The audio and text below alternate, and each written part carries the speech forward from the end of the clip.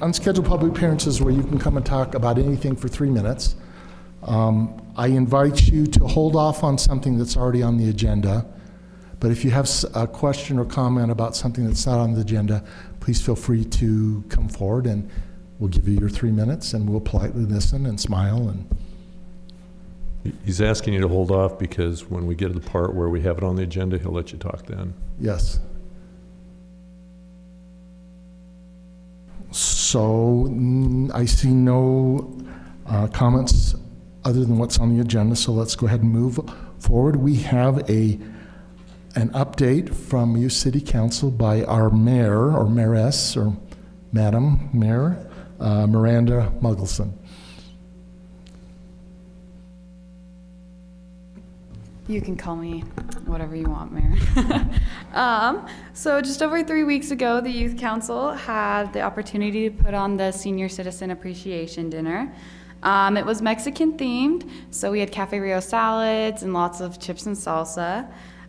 We also were joined by Ballet Folklorico Ec Juvenile.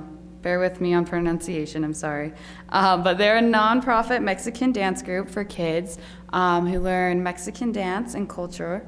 They're based out of Salt Lake City, so we had the great opportunity to have them join us and dance for us and teach us about culture. It was a great night, and we were honored to have the mayor with us as well. The Youth Council is now working on a service project, Sub for Santa. We're working through the United Way of Utah County Sub for Santa program.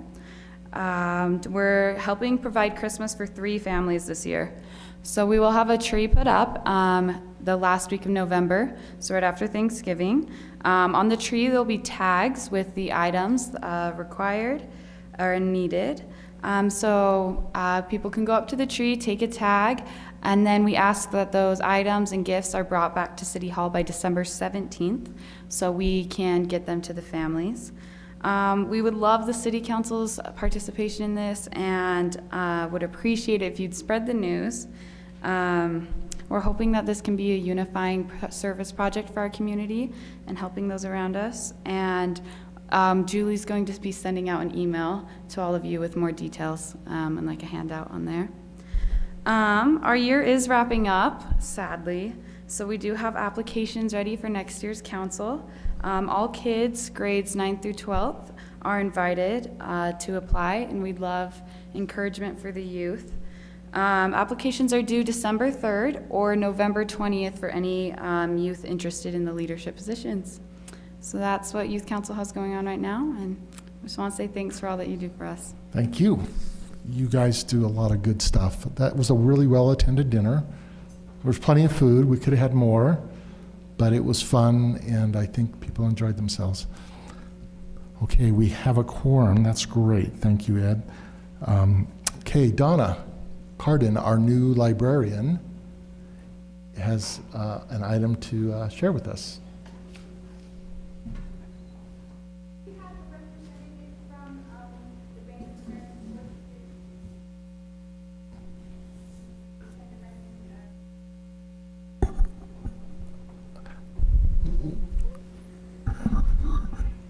The Highland Library would like to recognize the Bank of American Fork.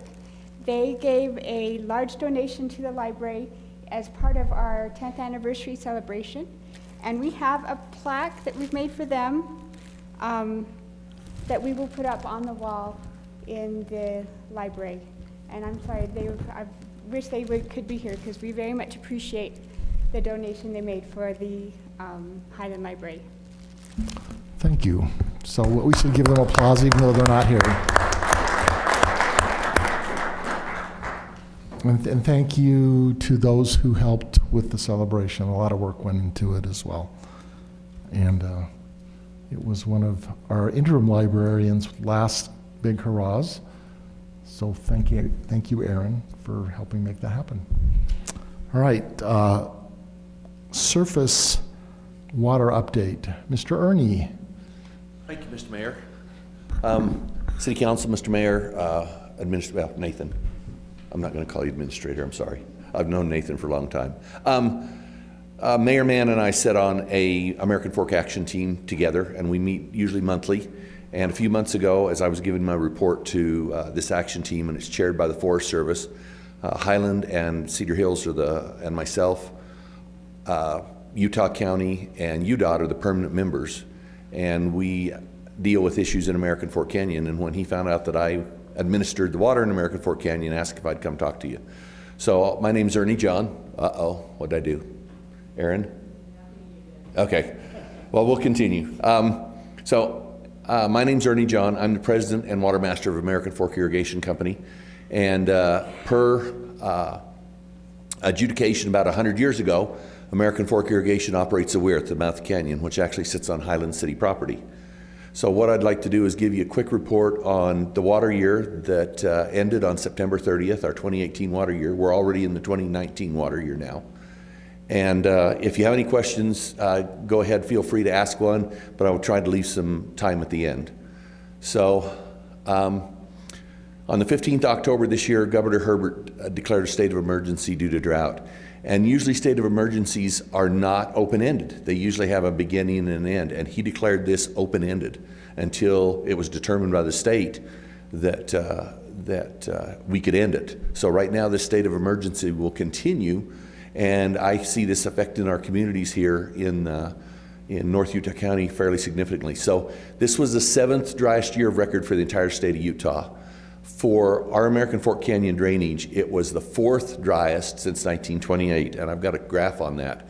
And I don't know if you all know, there's a USGS station up the canyon. It's up by the Little Mill Campground, and we've got good records since 1928. So we are setting records every day, but they're not good records. They're the lowest flow records in 85 years.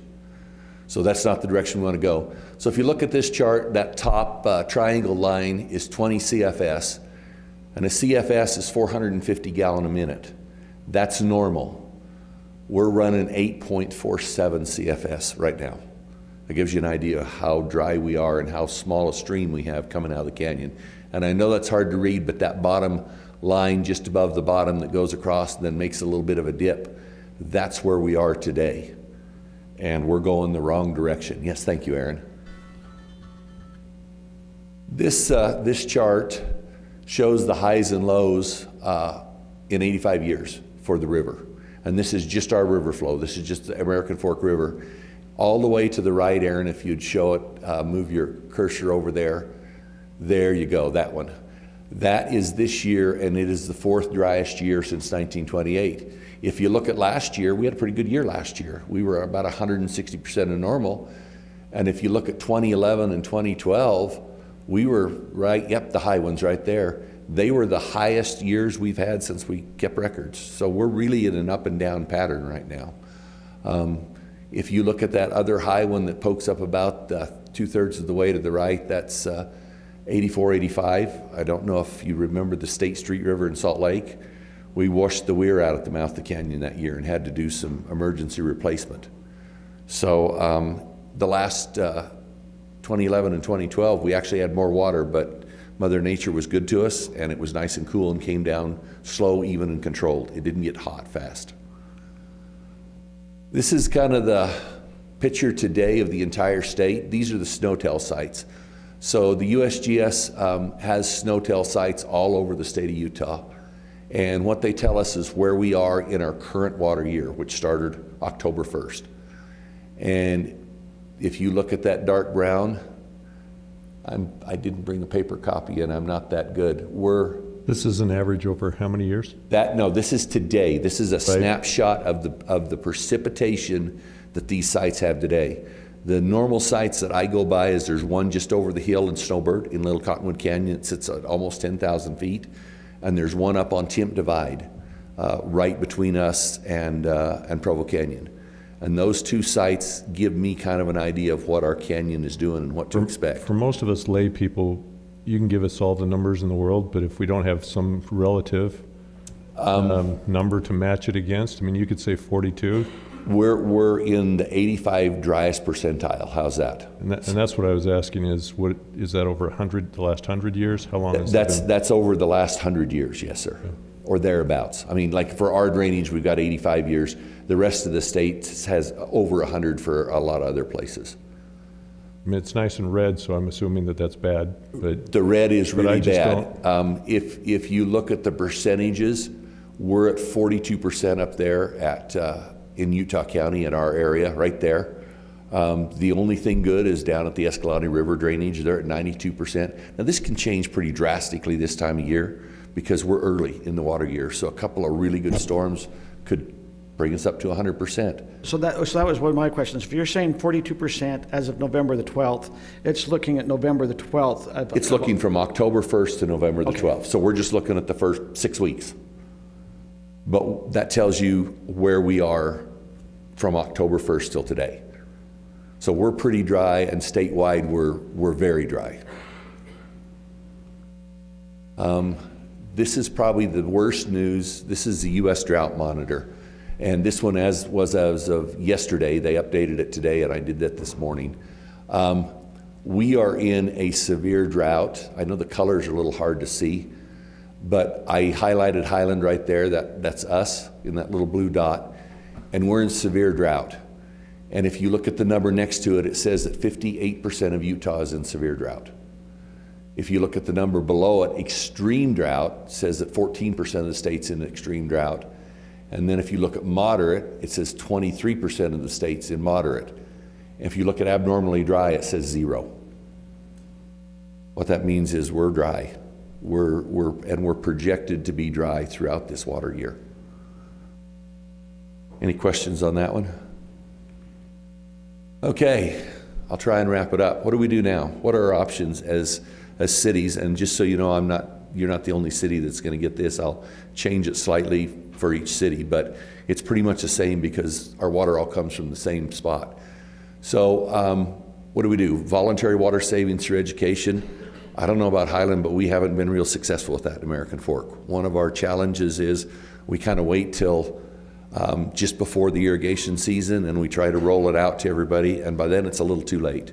They don't know what's happening, and you hit them up the side of the head and say, you can't water very much, and they don't get it because it's just, they haven't been hearing it all along. Mandatory restrictions. Those, I think we're all in that kind of a boat. Pleasant Grove has been very, very good with mandatory restrictions because they did the next thing. They did restriction enforcement. Chief, they had hired someone that was under the auspices over there in Pleasant Grove, and he ran around for 4 hours in the middle of the night every night, 5 nights a week. And they were very successful. But boy, there were a lot of ticked off people. But they were very successful at holding to their mandatory restrictions. It doesn't do any good to have the restrictions without some type of enforcement. Meters. The Governor's Water Task Force does a presentation to the irrigation group in St. George every year. And we're expecting that within the next 3 to 4 years, maybe 5 years, but we don't know if it's going to last that long, they're going to try and mandate meters for us for our pressurized irrigation. That's kind of scary because I don't know what Highland's number is. It's probably close to American Forks, but we're looking at about $7 million worth of meters. It is Versus not four-ish. a little number. It's a huge number. So what happens if they mandate it? Do they mandate money? I don't know. I will tell you this. One of the things that I do for my job is American Fork Irrigation spends a little bit of money and we hire a lobbyist, and really what he does is he just keeps us informed. And I attend a lot of water committee meetings up at State Capitol every year. And I will be very vocal for North Utah County if that happens, because we need to, and I will be talking to every one of the mayors and the city administrators if something like this starts to come down the pike, because that's the opportunity for us to hold our hand up and say, if you're going to mandate it, you need to mandate the money to come with it, because it would, that's a chunk of change for all of us. What are we hearing from the legislators as they get prepared for this, in January, February? Are you hearing there's someone to be it's going to be a bill Not proposed? this year. Right, Okay. right now, there's no rumblings this year for meters. But with the government, I mean, that state of emergency's a few weeks old. Are you aware that we're mandating it for all new homes right now? American Fork is doing the same also. For all new homes. So. Yes, for new homes. Yes, we're in the process of putting that in the works. We've been working on that the last few weeks to get that on the city council and mandate that. So we're a little bit behind you, but we're headed the same direction.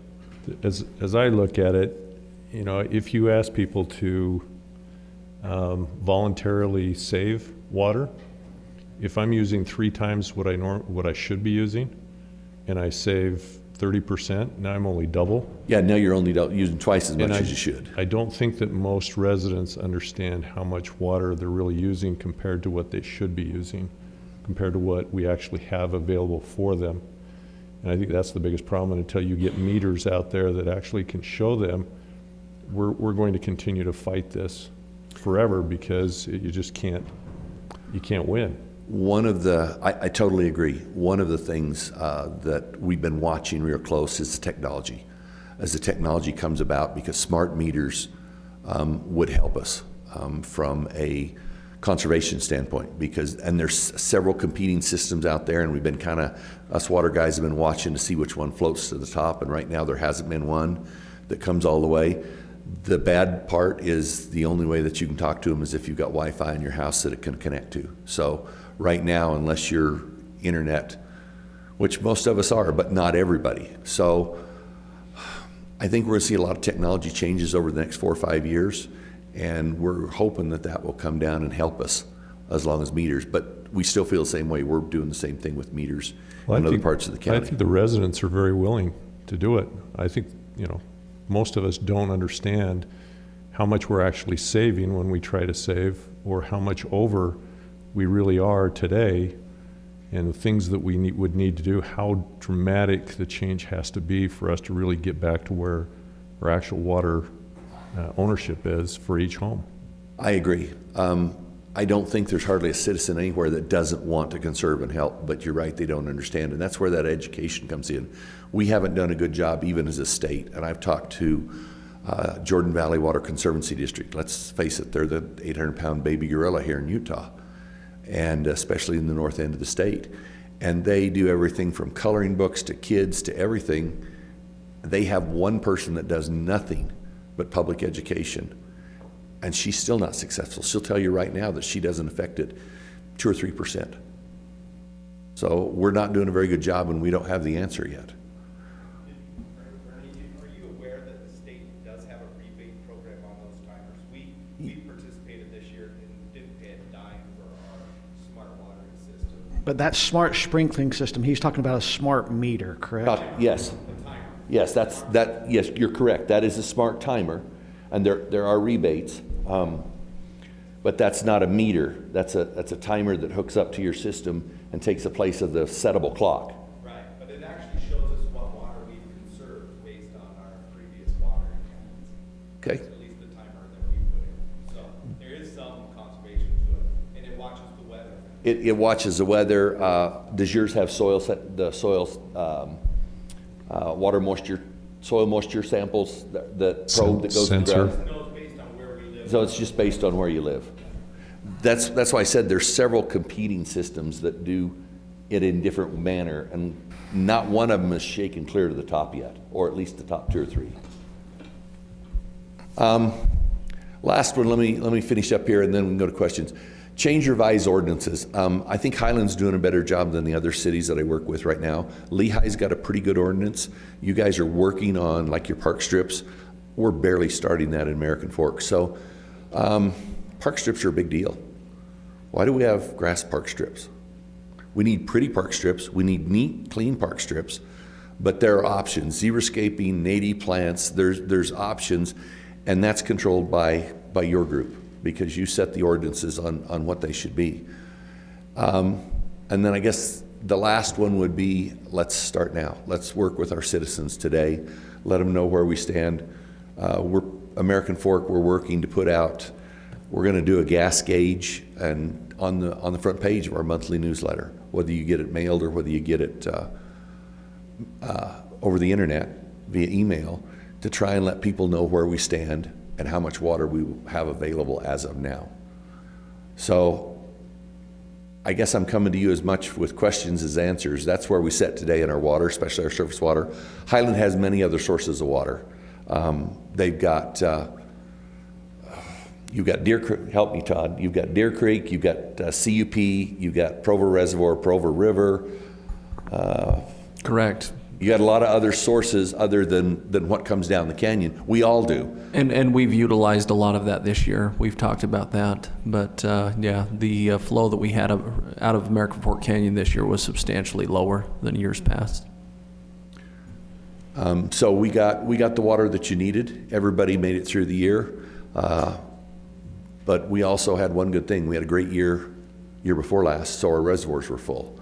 Our reservoirs are not as full as they were going into this year.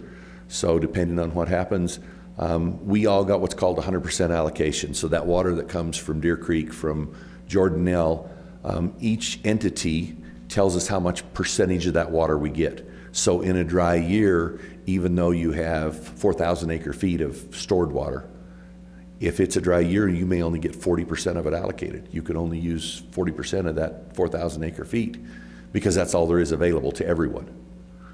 This year we got 100% because we went into it with everything full. So it's we live in a desert. We need to do better than what we're doing today. We do as good as we can. The chief sees me running around all hours of the day and night, managing our ditches, running the water. His guys will stop and talk to me and want to know what I'm doing at 3 o'clock in the morning and parked off the side of the road. We're doing a lot better than we did 4 or 5 years ago. I believe that, and I've seen the changes, but we all need to get better. So Mayor? So one of my questions Yes. would be, now you're with American Fork City, is that correct? Yes, I actually. So what, just out of the water coming out of American Fork Canyon, how much does American Fork take? And then my question will go to Todd, how much this last year percentage of our water as a guess did we take from American Fork versus getting it from, the canal system down from Deer Creek or something? So I'm not American Fork City. I'm American Fork Irrigation Company. We're a private company. Okay. And my pseudo title is North Utah County Water Coordinator.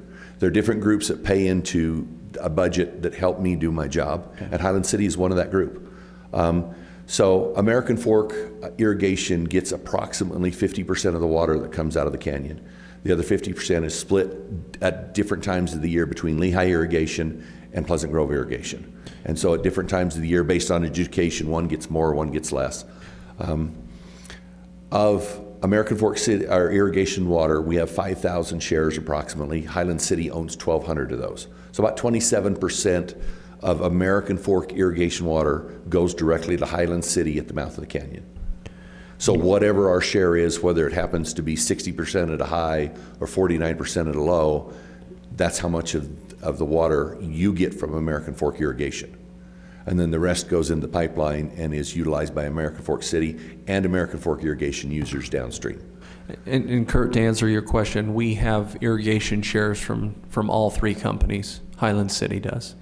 And so at the weir, they split those based on the flow coming out, and we get our percentage in each one of those companies. So out of AF Canyon, we have American Fork Irrigation, Lehigh Irrigation and Pleasant Grove some Irrigation. Pleasant Grove. Pleasant Grove. Do we have very many? I know we have a lot of shares in Lehigh. I think you're 27. We own 27%. American Fork. I think Highland the city's 17% of Lehigh residents together are 25. The ditch users, yes. Yeah, so there's a combination there, but we have very little of Pleasant Grove. Okay.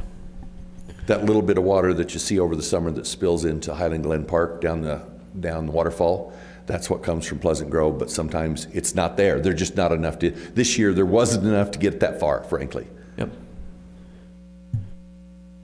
Well, Mayor, Council, we appreciate Ernie and all the work he does. We, like he said, we pay some of his salary, but he does a great job at managing the weir and helping take care of our very important resource of water at the canyon. So we appreciate him, and we appreciate you coming and doing this, Ernie. Thank you, Todd.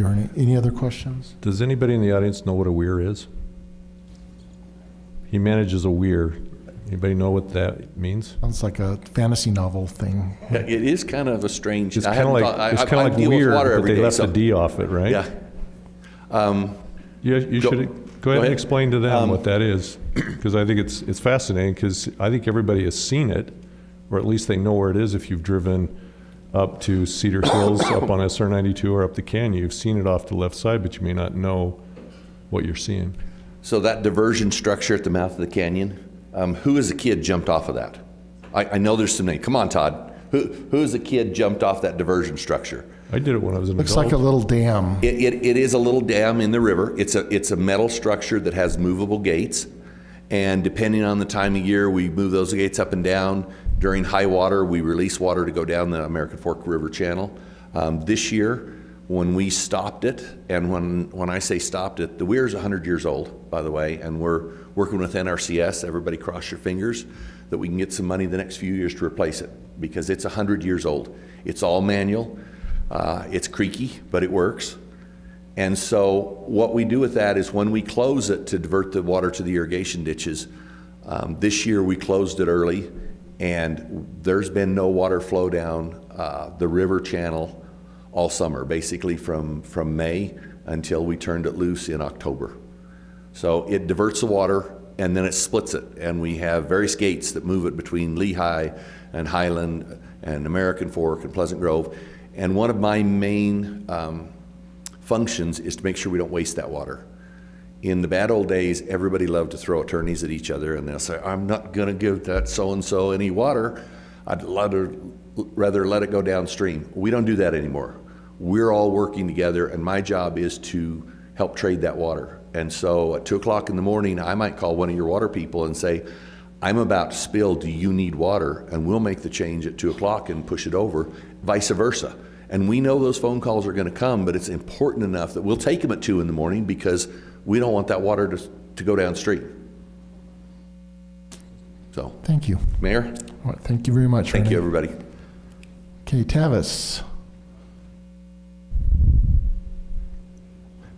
Tavis is with our Water Advisory Board, and he's going to give us an update. Right. He's gonna crack a Mayor's joke at the beginning, right? City count. I haven't any jokes, especially as good as Mayor Mann's. That's a low bar. If you don't have anything as good as that, please don't I don't have a give red us a shirt joke. or All right. yeah. Yes, Tavis Timothy. Today I'm here to report. I was volunteered to give a quick presentation, a couple items discussed with our Water Advisory Board.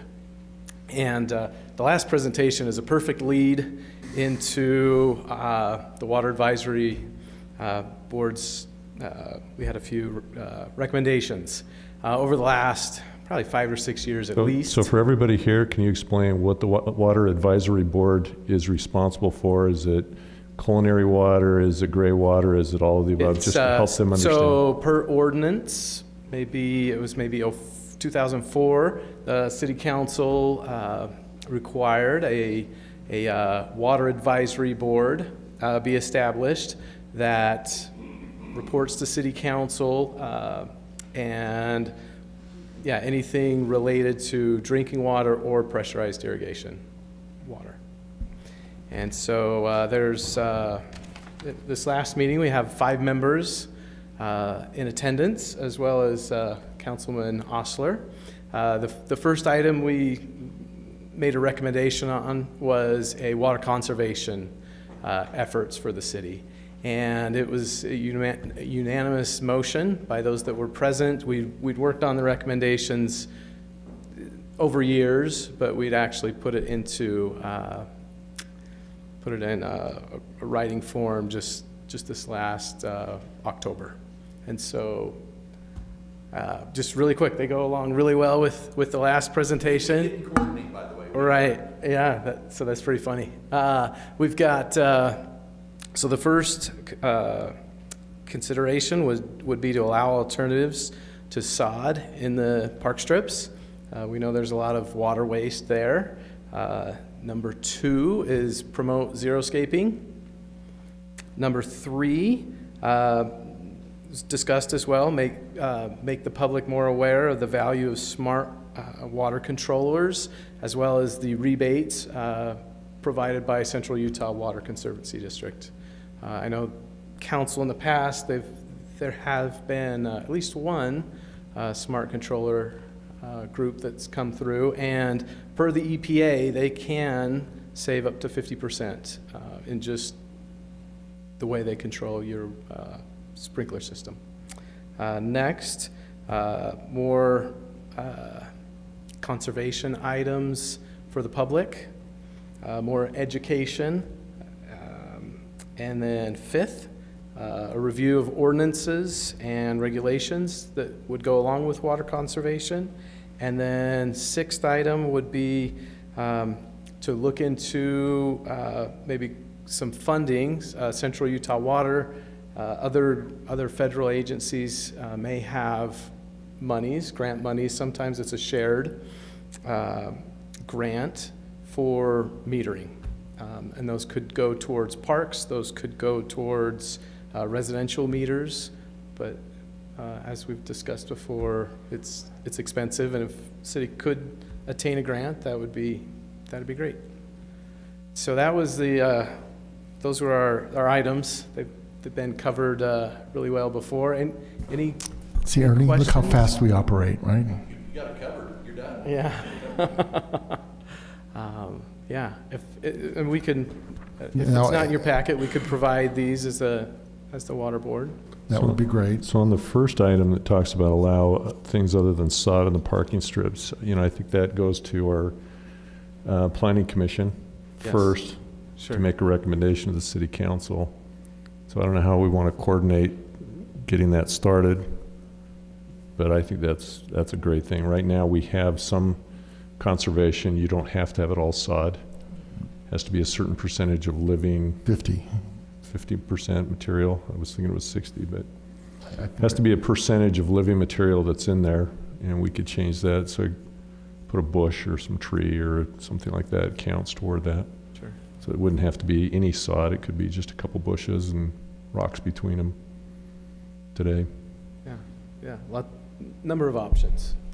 Well, I think that we can talk about it, but actually act on it is even better. Right. And keep in mind, Mayor, Council, these are recommendations from the Water Advisory Board that you have created, and are recommendations to you, and then at this point, you would take these recommendations and give us as staff approval to move forward and implement some of these things.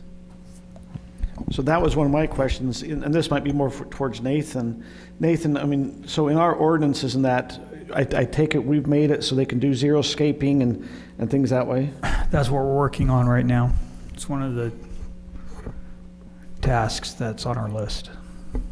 Because I reckon, in one of the businesses that I was dealing with, we thought we were doing xeriscaping, then it came to the end, we had to go put grass in, and I'm going, we were trying to do xeriscaping, but the city, not Highland, but another city in Utah was requiring grass, and so it's just kind of getting our ordinances, I think what you're saying, Todd, up to speed. So recently, any development that's wanted to do xeriscape, we have allowed them to do that. For example, Myers, and I think who else wanted to do Norton Performance and the which medical office? The dentist is Dentist coming or in? the other one?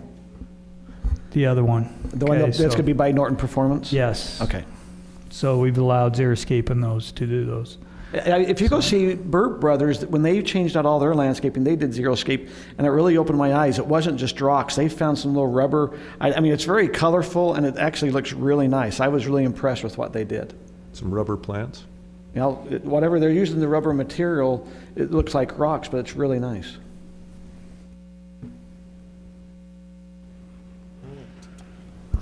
I would say I think from a council perspective, and I'm speaking for them if anyone disagrees, I think we should just proceed on all fronts. You have to prioritize that in what you have, but we have been working on the xeriscaping one, and I know you've been talking and working on grants as well. We've already implemented some of these things. We sent out in our newsletter at least 3 times last year about the smart controller. I went back and looked to see how many times we had mentioned that and given the information.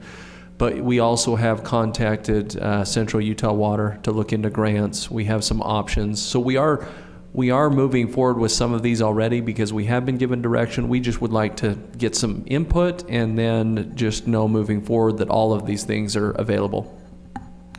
One of the things that I would suggest is this past year, we started our discussion with residents way after the season had started. They weren't getting the information. I would suggest as a council, we communicate early enough and begin some enforcement, because I think to a certain degree, as you stated, if we haven't done it in the past, that those who comply are already complying, and those who aren't going to unless they get some kind of nudge. So we encourage that, but I think we start early enough and say, look, we're going to begin enforcement on this, but give them plenty of time, and we ought to be starting in January, February, March timeframe and talking about it and say it is mandatory and will be enforced this year.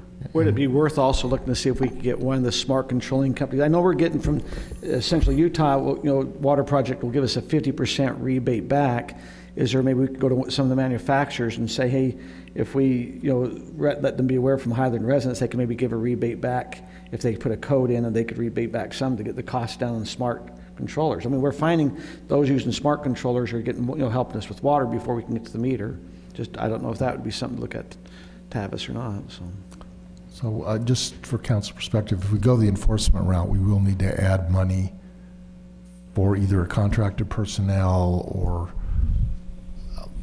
a part-time person. So between to Jeff, enforce. our PI superintendent, and myself, we catch the major issues. But, and keep in mind, we passed that, the conservation ordinance very late in the season, but it's currently open, and we will continue to do that as soon as, we'll keep the education process up and make sure that we're letting residents know, but come spring, when we start irrigating again, we will stay on top of that better. But it's a large task for two of us that are already overburdened, so. Should we get some of the scout troops to help out? Sure. Get them to walk around at night, checking on everybody's lawns. 2 in the morning. 2 in the morning? You guys up for it? That's a good time. Should do a water conservation merit badge. Yeah, there's sustainability. Sure. I guess on to the next. The second item to report from the board meeting is in regards to the master plan and the Dry Creek storage and its discussion. At the board meeting, the master plan was presented with some of the figures and numbers similar to that which was presented to City Council on the 21st of August. Yes. You may want to explain what the Dry Creek storage means. I don't think most of the people here would have any idea what that means. Okay, yes. Yeah, so briefly. Sure. Along with the, it could go along. With the master plan, one of the components that we were asked to look at from the City Council from maybe a month and a half ago was the Dry Creek Reservoir. Dry Creek Reservoir right now is located just to the east of Smith's, down in the hollow, and right now the property is owned by Highland City. The debris basin right now is owned and operated and maintained by North Utah County Conservancy District. Is that right? Conservancy District. Lehigh City has, in cooperation with the district, is looking to, and they have plans available.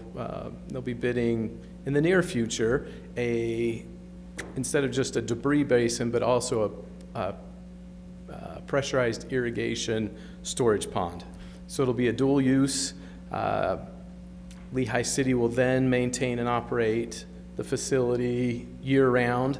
They'll need the facility with water in it because Lehigh City uses pressurized irrigation as for their fire hydrants. Maybe for those scouts that are here, what he's talking about is by Smith's, they're going to be putting in 21-acre lake that you guys can go play on. That's going to be the part that can be played on, but the city of Lehigh is going to be using it to store for water to put into their sprinkling system. So when you go down through that dip and you're leaving Highland and you're going to Smith's, at the bottom of that dip, if you look to your left, you can sometimes see water, a little kind of pond out there. That's going to be a lake the same size as Tibble Fork Reservoir is. So that's going to be built here pretty soon. They'll have the ability to go swimming in it and canoeing and other kinds of things that you can do in there. Right, yeah, so it'll be a dual use, lots of uses. Fishing. Yes, fishing and so Water City- skiing. Water skiing. No water skiing, no Minor power boardings. boats. At least at this time, no. Right. So we were asked just to deliberate, discuss Highland City utilizing that, the pressure irrigation storage component within our city. It is kind of at the low end. There would be a pump station and transmission lines, and then the city would need to be part of the cost for that project. After some deliberation, the actual motion is under number 2. So the advisory board recommended to the city council that they negotiate with the city of Lehigh towards a mutual understanding regarding Highland City's tailwater rights that may make its way into the reservoir. So right now, if the American Fork, through the American Fork River into the Lehigh irrigation system, if it's at the upper pond to overflow, the water then makes its way down to that detention facility. And that water really belongs to Highland or their citizens. But once it hits that reservoir, we need to be aware, we have no longer ownership in it. So we're trying to, our concern is what happens once it's the reservoir? How do we capture or how do we get rights to that water? Correct, Tavis? Correct. We don't have, I thought we had ownership, we just don't have a mechanism to use the ownership that we have there. Yeah, because once it gets in there, there's, No way to get it, it's still ours, but we can't Correct. get it out. correct, and it would be, yeah, just to others' use. You have some, Todd? It's complicated. So basically, we have a percentage in Lehigh Irrigation Company that we utilize. The amount of water that comes out of American Fork Canyon is more than what our share would be. And so instead of letting water go down the ditches and lose that to percolation, we actually make trades with Lehigh City. So to go to the Dry Creek Lake and say we have a percentage of that, then they go up to the canyon and say we have a percentage up there, and it's complicated. But at the end of the day, we need to sit down with Lehigh and make sure that whatever irrigation water is making it into there is accounted for and that we have an agreement in place. So we're looking for some direction from council, but that is what we would like to do. So could we get all of our water share from the mouth of the canyon and not have anything ever end up down there? 100%. So Brian, that's what we were working towards, is whatever this tailwind or the tippage is going into the Dry Creek Reservoir, we're hoping to work with Lehigh City stating whatever the tipping there would have been our share, will you please just give it to us at the mouth of the canyon? It's important for Highland to have it at the mouth of the canyon because that's our head gate. If you want to say that's where our water comes, our city. Down at the reservoir, that's our bottom gate, if you want to say it. It's already went through the city and it's at the very end of the city and very expensive. We flow into our pressurized irrigation system flowing, but if we get it out of Dry Creek, we're pumping, which becomes much more expensive. So we want to flow out of up here at the canyon versus pump. Is that my? Yes. Yeah. And it's also a little bit difficult too, typically when we're overflowing at the mouth of the canyon, it's high water and it can't be used anyway. It'd just be going down. The facility, the reservoir facility is, I think, 40 acre feet, which isn't relatively very, very large. So yeah, it's complicated. But The reason why it's not large is Lehigh is only planning to use the top 5 feet of the reservoir. Even though the reservoir might be 32 feet deep, they have to keep pressure in the, like you said, for the hydrants, that they're only planning to use the top 5 feet of that reservoir for pressurized irrigation. So everything below that, they're trying to keep it so they can keep their system pressurized correctly. That's what their calculations are showing, correct? correct, yes. Yeah, and then with that, and after the discussion, the board suggested, just as placeholders right now, and it would be at the low end of the city's capital facility plan, just to have in there as a placeholder facilities that the city could capture the water and then pump it. Maybe not necessarily at the creek, but at one of the ditch locations, And then the other one is just to keep it open that, to possibly pump out of Highland Glen Park and utilize the Pleasant Grove shares when they're available. So that, those were 2 recommendations that come out that we'll make sure gets in the master plan. Any other questions or? And once again, we appreciate all the work that Tavis does. He helps the city in many different ways, but these were the recommendations from the Water Advisory Board. So did you prioritize those recommendations? I mean, is there, No. I mean, from a city council, I don't think anybody on this board is an expert at water and management of it. So I think we look to you, Tavis, as experts on where to prioritize The it. conservation portion? Or I'm on talking about the Dry storage, Creek? in which direction you want to go from that standpoint. Conservation, we look to you as well from that standpoint. I think we have, as property owners, we have some understanding of that and recognize that, but from where we store mouth of the canyon water or whatever water we're, Yes, and the Lehigh water. and they'll all be in the master plan, and work with Todd and Jeff, and So they'll be the prioritized. reason we're bringing it to you is to make sure that you're okay with the Water Advisory Board making these recommendations and us moving forward with them, period. awesome. I am. Okay. Thank you. Thank you. Thank you, Tavis. Thank you, Tavis. Okay, now we're on to the consent agenda. Remind council, we have kind of a long agenda. Let's see if we can move things Mayor, along. I Yes. know that we have a long agenda. We just found out that we had a miscommunication with Bank of American Fork. Can I ask quickly if there Yes. happens to be a representative here from Bank of American Fork? Okay, never mind. Continue on. Okay, if you see somebody come in, let us know and we'll The stuffy, recognize them. stuffy collar, white shirt, tie, or some, looks like an executive. Thank you, Ernie. The rule is if you come, you have to stay to the end, yes. Then you got to join me on North Utah County, because I'm on board too. They're pretty loud sometimes. All right. That was kidding aside. If your item is over, then feel free to go home. All right. Consent items. We have quite a few of them. We have approval of the meeting minutes from October 2nd and 16th. Approval of 2019 City Council annual meeting schedule. Ratifying the Mountain Ridge Park Board appointments. Ratifying the Market Analysis Technical Advisory Committee appointments. Ratifying the Library Board appointments. And thank you, I saw a couple of them here. Approval of a contract for the design of Mountain Ridge Park, and a request by Utah Valley Dispatch to amend the interlocal agreement to provide dispatch services to Nephi City and Juab County. I'll just remind council on that one. Tim Merrill isn't here tonight. He did review that and recommend approving it, but he's in Eureka and won't be here tonight. Any items to pull?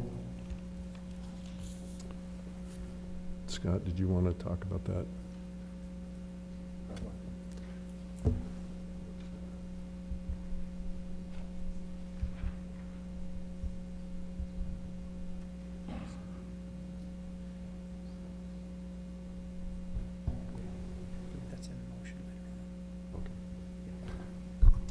Mayor, I'll move that we accept the consent agenda. I second that. All in favor? Are we doing electronic voting tonight? That's another thing. Not set up yet. Those of you who are logged in, are you seeing it? Oh, yes. No, I'm not. Ed, you win. I'm not seeing it. There, I am now. Mine Well, says Ed wins waiting the for prize. Where's the presentation. candy? All right.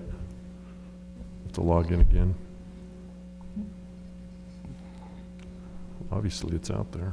So for those of you that aren't aware, we implemented electronic voting at the beginning of the year, and we've had some technical difficulties on and off and haven't had it for a couple months now. So this afternoon, Aaron figured out what was wrong and fixed it. So it'll take a couple minutes here for the council to get back on board because we're out of practice.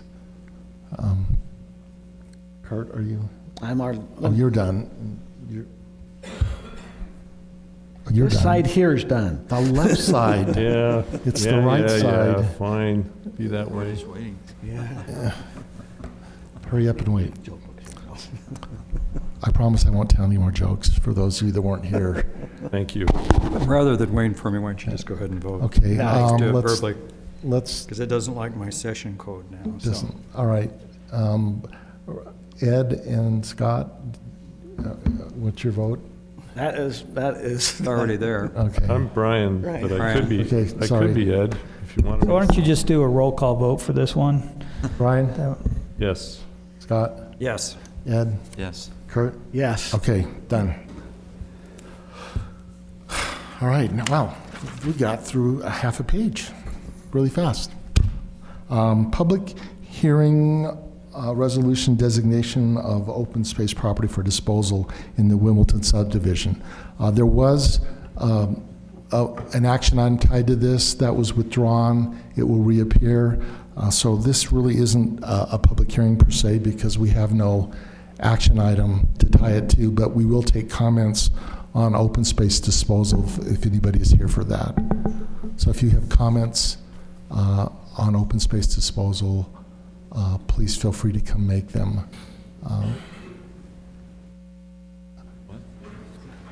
There's a group of people from my subdivision. Okay, I just want, because they weren't coming up. That's what I thought they were for. Yeah, I think Hi, my name's Alicia Gray, and I live in Wimbleton. And yes, I have the nasty stuff behind my house. So I am interested in this, and I will be to the meeting tomorrow too. But I think what has bothered me the most is I received this in the mail today, or not today, but this week. And I was like, what a fun park. Pickleball fields, your pickleball courts, all this fun stuff. And we have the money as a city to do this? How come we're not taking care of what the city already has? Why are we not taking care of all the trails? Good question. There's a reasonable answer for that. Okay. The money that would be used to build these parks is, part of it's coming from a sale of property, but we can't use that money for operational stuff. It has to be for new capital stuff. So the most of the money that's coming from this is restricted in the sense that we couldn't use it for operational, which would be maintenance. It would have to be used for new capital stuff. Now, is there proposed new trails to go into Highland? Like, is there going to be more trails through neighborhoods and stuff? Not that I'm aware of. There's no more proposed trails at all in neighborhoods? There is not today, but there are pieces of land that are not proposed to be developed that would probably have trails in them when they come in. Because I had understood there was still going to be more trails added, and I thought, that's a shame. We can't take care of what we have. Why would we add more? When you buy a home, there's a fee called an impact fee. Okay? And the impact fee is for a park, it's for the sewer system, and other kinds of things that when you move in, you're going to begin using a portion of a park, you're going to be using a portion of the sewer system and other kinds of things like that. That money can only be used to build the infrastructure. So ongoing maintenance, which is what the mayor was talking about, that money can't be used for that. So the money that we're talking about using for this park to build it out can only be used for building a park, not for year after year after year maintenance. Do we need another park so close? I mean, we got Heritage Park on the right-hand side of the junior high, and Yes. this new park? We Yes. do. Yes, we clearly Absolutely. do. We don't have enough soccer fields. Heritage has no soccer fields in it. So is Wimbleton Park, is it a city park? It's an open space park. An open space park? It is but- a city park, yes. So, but there's a good question I had. In Wimbledon, can they do soccer fields, and is it reservable? Is Wimbledon Park a reservable park? Yes, it is. It's actually being rented by soccer Okay, leagues. so that would be classified, I understand it's a neighborhood park, but we'd put it on our city reservation system. That's correct. Then Alicia, I have a question. Is Sure. your concern more over the maintenance of the trail? Yes. Or are you interested in removing the trail to have the space behind your home? I'm trying to, because I understand there's a lot of residents. I'm trying to understand personally, that. I mean, I bought the house knowing that there was a trail behind my house. So I was fine with that. But what I wasn't fine with was that the natural vegetation was weeds, goat heads, dying trees because there was no sprinklers to them. And so because of that then, I mean, we grassed to the trail and we mow behind the trail. We use ground sterilizer. I put my grass clippings down, trying to keep the weeds down. I use Roundup, trying to keep things down. So, I mean, I knew I moved to this neighborhood with a trail, and I'm happy to keep the trail, personally, as long as it's maintained. It looks horrible. And I mean, I'm not going to speak for everyone here from Wimbleton, but I mean, I know there's some of us that we know that we bought a house with a trail, but it needs to be maintained. I mean, and we're paying $20 a month to have a city park, I guess, mowed, but no one's maintaining anything else except for some of us that are taking care of the back space. Just as a perspective, and I know this because we did bids on outsourcing and we looked at all the pieces of land. Right. It cost, the best bid we got for mowing and trimming, just that, for your subdivision was $23,000 a year, and we had multiple bids. Our cost is a little bit over $16,000 a year to maintain it, and the fees that we get from Wimbleton are less than $13,000. So even what you're paying now does not pay for mowing and trimming. That doesn't include fertilizer, that doesn't include trail maintenance, playground So equipment why or isn't maintenance. everybody, if we have like a city park in our neighborhood and it's being able to be rented, why are we not collecting $20 from every resident? Can you imagine the beautiful trail space that we could have in Highland? It would be wonderful. There could be grass behind everybody's homes. The trails, the asphalt could be maintained. I mean, it could be wonderful. And it's crazy to me that my neighbor around the corner doesn't pay the $20, but guess what? Her and her husband walk the trails multiple times a day like I do. So it's like, it just doesn't seem right. Because, I mean, you're saying it's a neighborhood thing, but at the same time, I'm like, it's a city thing because we have soccer games. It's a long discussion, so I don't want know. to engage in that tonight. Okay. Feel free to I will come back continue. tomorrow. No, it would be Thursday night. I think you're Thursday. talking about the park thing. That's Actually- Thursday night. Is that Thursday night or Wednesday night? Thursday. The subdivision has scheduled a private meeting for the subdivision tomorrow night. It's- Okay, It's not a but it's city- just a, Just the It's- subdivision. it's- just a subdivision. Okay, so I guess I won't. The park, for the You'll come card that you have in tomorrow your night. hand, that's Yes. Thursday, so come to that. Come to this too? Yeah. So Well, if you want input on what the content of the park is, it's really not to talk about where you're headed on that conversation. It's Okay. more about what do you want in the park on Thursday. well, it Mayor- sounds fun. Mayor, with your permission, I'd like to make a comment. Sure. I was on the council between 2010 and January of 2014, and Yes. served a long time in the Open Space Neighborhood Right. Committee, and I understand your concerns. We look back at the trail system. I love trails. I think it's great to have trails, but I mean, this is Highland. The people in Highland have raised petitions against raising property tax. They don't want commercial development. So we're restricted on the funds that we have, unfortunately. So we looked at the trail system, and the planned trails and the trails that we had back in 2012, we had more trails than St. George. Now, St. George has a much bigger revenue stream than we do. So the Right. problem is it's money. And so I'd like to see all this stuff too, but the only way you can do it is do things like charge everybody $20 a month, but you know, a lot of citizens in Highland won't pay that. And so the $20 open space fee was when those neighborhoods were created because there's higher density in them and then the open space to maintain. So it's a complicated thing like the mayor says. But we made a lot of the trails optional. because we can't maintain them the way we want to unless we do major revenue increases. And there's a large number of people in Highland that don't want to pay more taxes, don't want commercial development. So it's a matter of funds. Lehigh has a population 3.5 times of Highland. Their budget, general fund budget's $200 million. Our general fund budget is $9 million. So that's a big discrepancy in what people want. So unfortunately, we'd like the amenities, but somebody has to pay for them, and that's the Right. problem. Right. Yeah.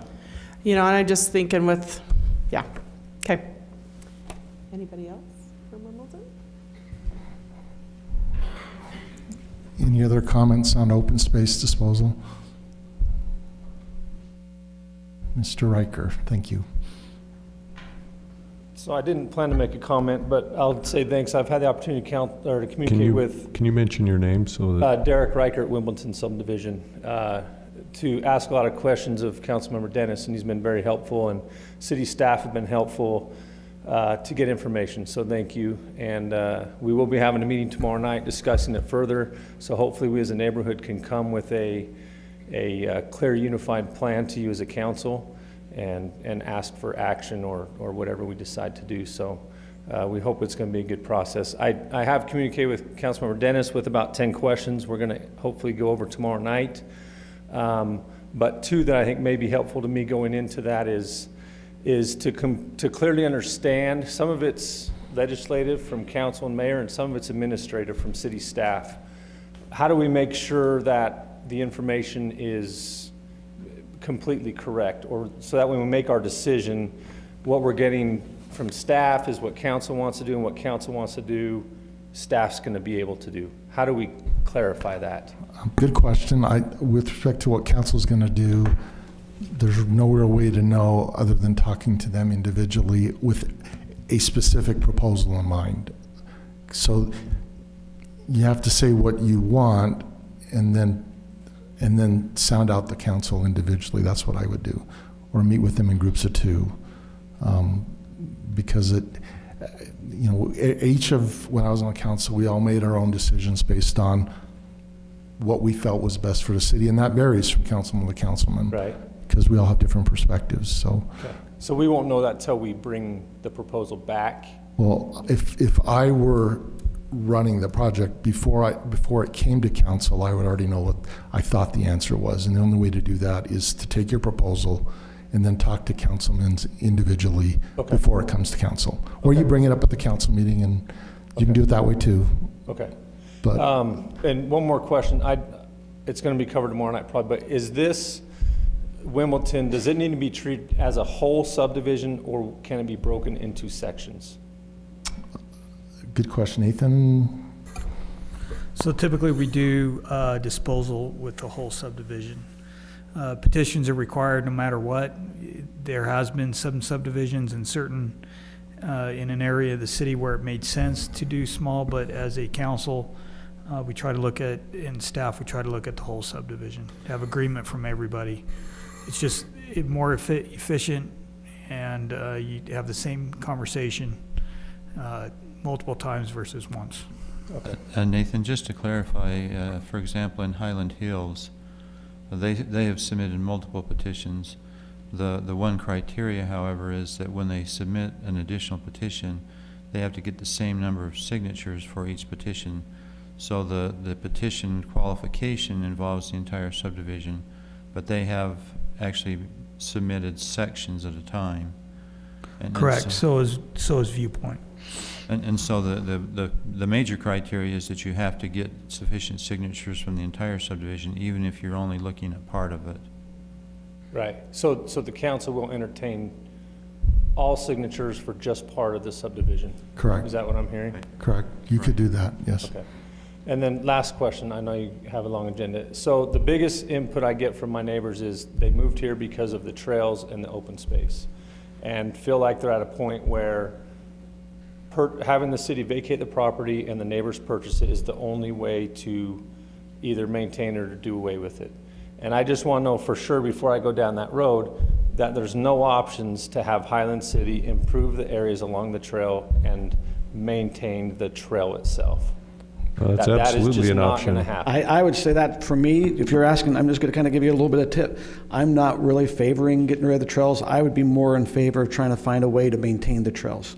But I'm one council member out of 5, just so you can, I would prefer to see trails stay. Now, I think we have to be reasonable where the trails are at and are they being used. But I favor to keep the trails. But I think we have to be concerned about if they are starting to break apart and deteriorate, we do need to come up with a plan, I think, to take care of the trails that we are looking to say those are going to be trails we're going to have. As this is a point of reference, we all know our roads aren't in good condition, right? And it took about 3-4 years of work to bring the city on board with, okay, it's something we need to fund, and then we implemented a fee to fund it.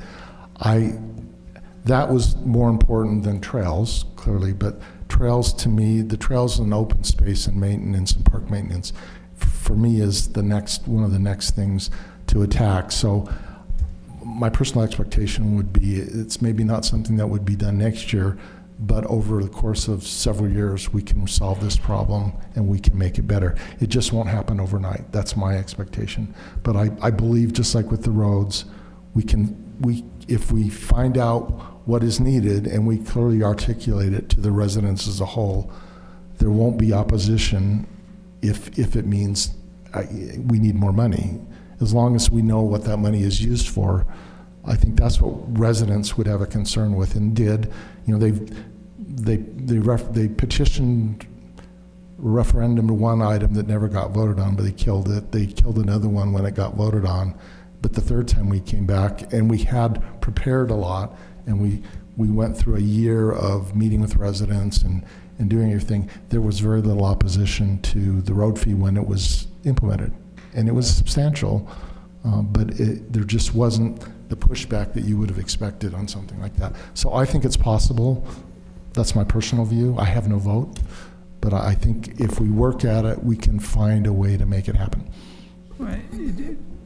Just from my perspective, I think there's a desire from the council to come up with solutions that work for entire subdivisions, whether it's HOA type situations, whether it's cell, whatever the situation be, whether it's a joint public-private partnership to improve things. I think there's a desire to create a solution that fits for that particular subdivision.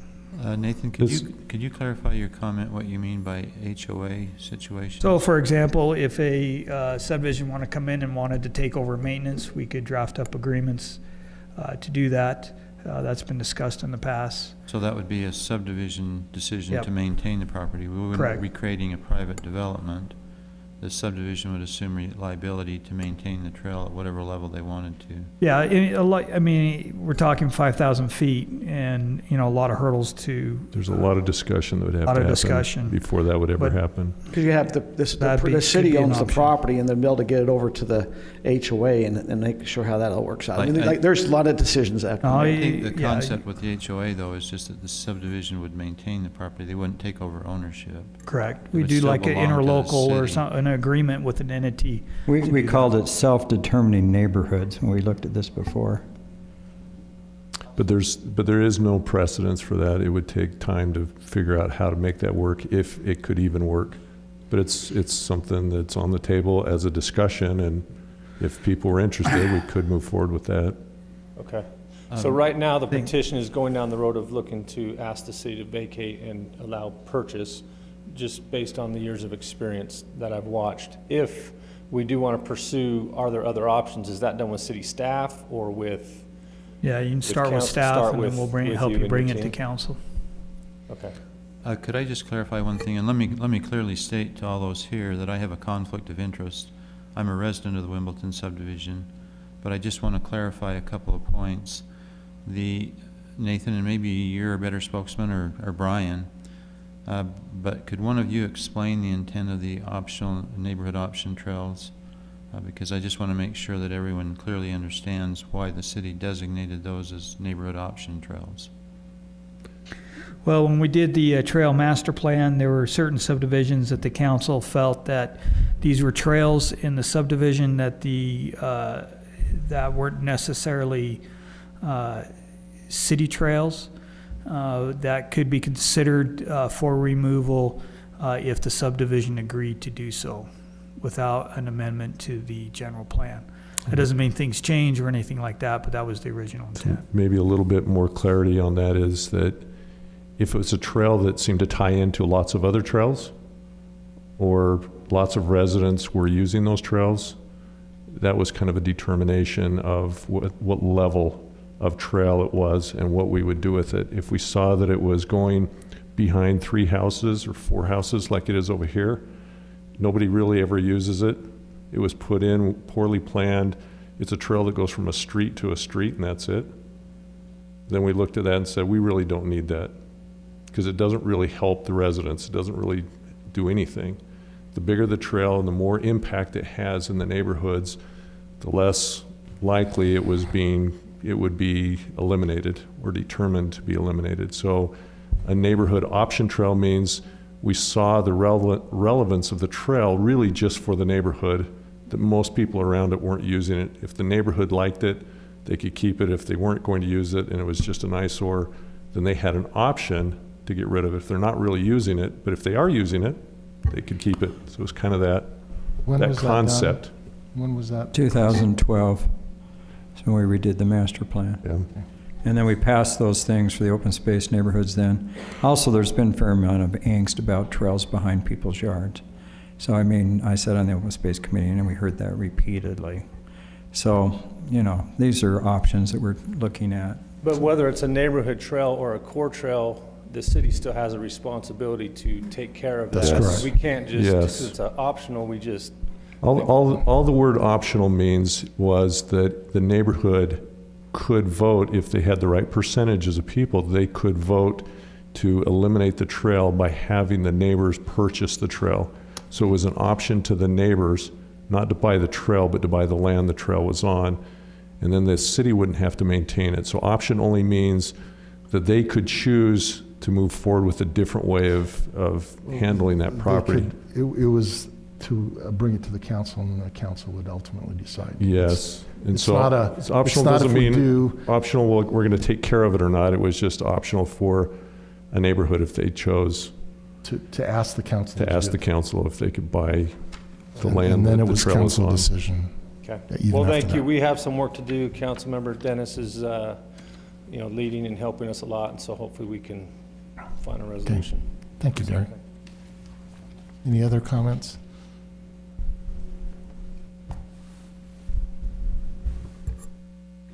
Hi, my name's Carolee Pettit. I don't live in Wimbleton subdivision. I live a couple of houses away from the south end of that where the trails are. But one of the big selling points for us to move to Highland was the trails. And so we would love to see the trails in Highland maintained and not disposed of. So for residents like us that feel that it is the responsibility of every Highland resident, not just those that live in the subdivision where the trails are there options besides a Highland city vote, resident vote? Can you somehow get the residents to pay a fee, an open space fee yearly without bringing it to a vote, since it sounds like the residents are shooting that down every time? Are there any other options? Well, we can bring it to a vote. I mean, we can vote to add that fee to everybody. The issue, so here's part of the problem is, as a city, we're just similar to a family. We have a certain amount of cash, and it comes down to priorities, and certain things get higher priorities and certain things don't. And years ago, before many of us moved here, the city decided, or not only Highland, but Alpine and Cedar Hills decided to increase the police and the fire, because there was a grant that was given, but that grant had a limited time. When the grant went away, we had additional police and fire who we now had to pick up that cost. Residents didn't see any cost increase. All that money that was used to take over what that grant disappeared with came out of roads and trails and other areas within the budget. So our budget didn't change, but our cost structure changed. So all of a sudden we started neglecting roads and neglecting trails and parks and all sorts of other things so that we could pay the bill for our emergency medical needs. Right. We're at a point where we said we couldn't do that anymore with roads, so we now have a fee dedicated to that, so that money has to go there. But we're still having increases in our police and fire that have to be paid, and we don't have a true mechanism other than take it out of our normal budget. So we're looking at ways that we can have increases in there that are paid just for that. And that way it doesn't impact our other areas within the budget, because it has to come from somewhere. If the cost to add a new policeman or to add insurance for what they have to do or other kinds of equipment or things like that, it comes straight out of our budget. And that means something else has to lose because we're shifting it from one place to another. So if we can start getting things a little bit more balanced and paying the right things, we could have the money there to do what we know we need to do. We've been slowly doing that. So we've now got pressurized irrigation, where we have that, has its own fee, and it's paying for itself now. We have other kinds of things, including the roads and other areas that are now where they should be, and this is one more that we are, in my opinion, we are going to address. We have to address it. We also have to address, what Chief Gwilliam is dealing with and Chief Thompson, which is a constant increase in our costs for police and fire. And so you're going to see some things that are going to come before the residents for increased costs, and you're going to see and you're going to come in here and tell us whether you like it or not, But they're great questions. It's exactly the right things you should be asking us. Are we spending it in the right places? If you feel like we should be spending more on parks and trails, we need to hear it. And if we heard enough people complaining about it, we raise it $20 for every resident in the whole city, and there's always going to be some that will complain, but the majority want it, and we move forward with it. So just as a perspective on the budget thing, another aspect that most people I don't think understand is our property taxes are level pretty much from year to year, at least the city portion. When your property value goes up, the tax rate goes down. So we can't claim we reduced your tax rate if your property tax rate goes down, because what that means is your property value went up. So we get a fixed amount for the city, but let's translate it to your home. Assuming your home appreciates the same as every other home in Highland, which isn't true, when your city tax bill should be the same from year to year. If your home increases in value, like doubles in value, then your property tax rate should go in half, which means we get the same amount of money. Now, we have not had a property tax increase in 10 years about. We had one, the last change we had was actually a small decrease. So that portion of our budget, in terms of percentage of income, hasn't changed. Sales tax has gone up every year because we have more people, we have some more businesses, that goes up, but the property tax revenue is relatively flat to the city. So, and people may not like this, and I'm not running for re-election at the moment, so I'll say it. You should expect a property tax increase every few years just to cover inflation. It shouldn't be a surprise. And I used to, and I still am. Taxation is theft, but we still pay for what we use. And if our costs go up, our revenue has to go up. And the property tax is a significant portion of our revenue, and that hasn't grown significantly. So that's something that could be talked about as well. And for clarity, your property tax to Highland City is about 13 to 14%. So when you see your property tax go up, most of it is coming from the school district.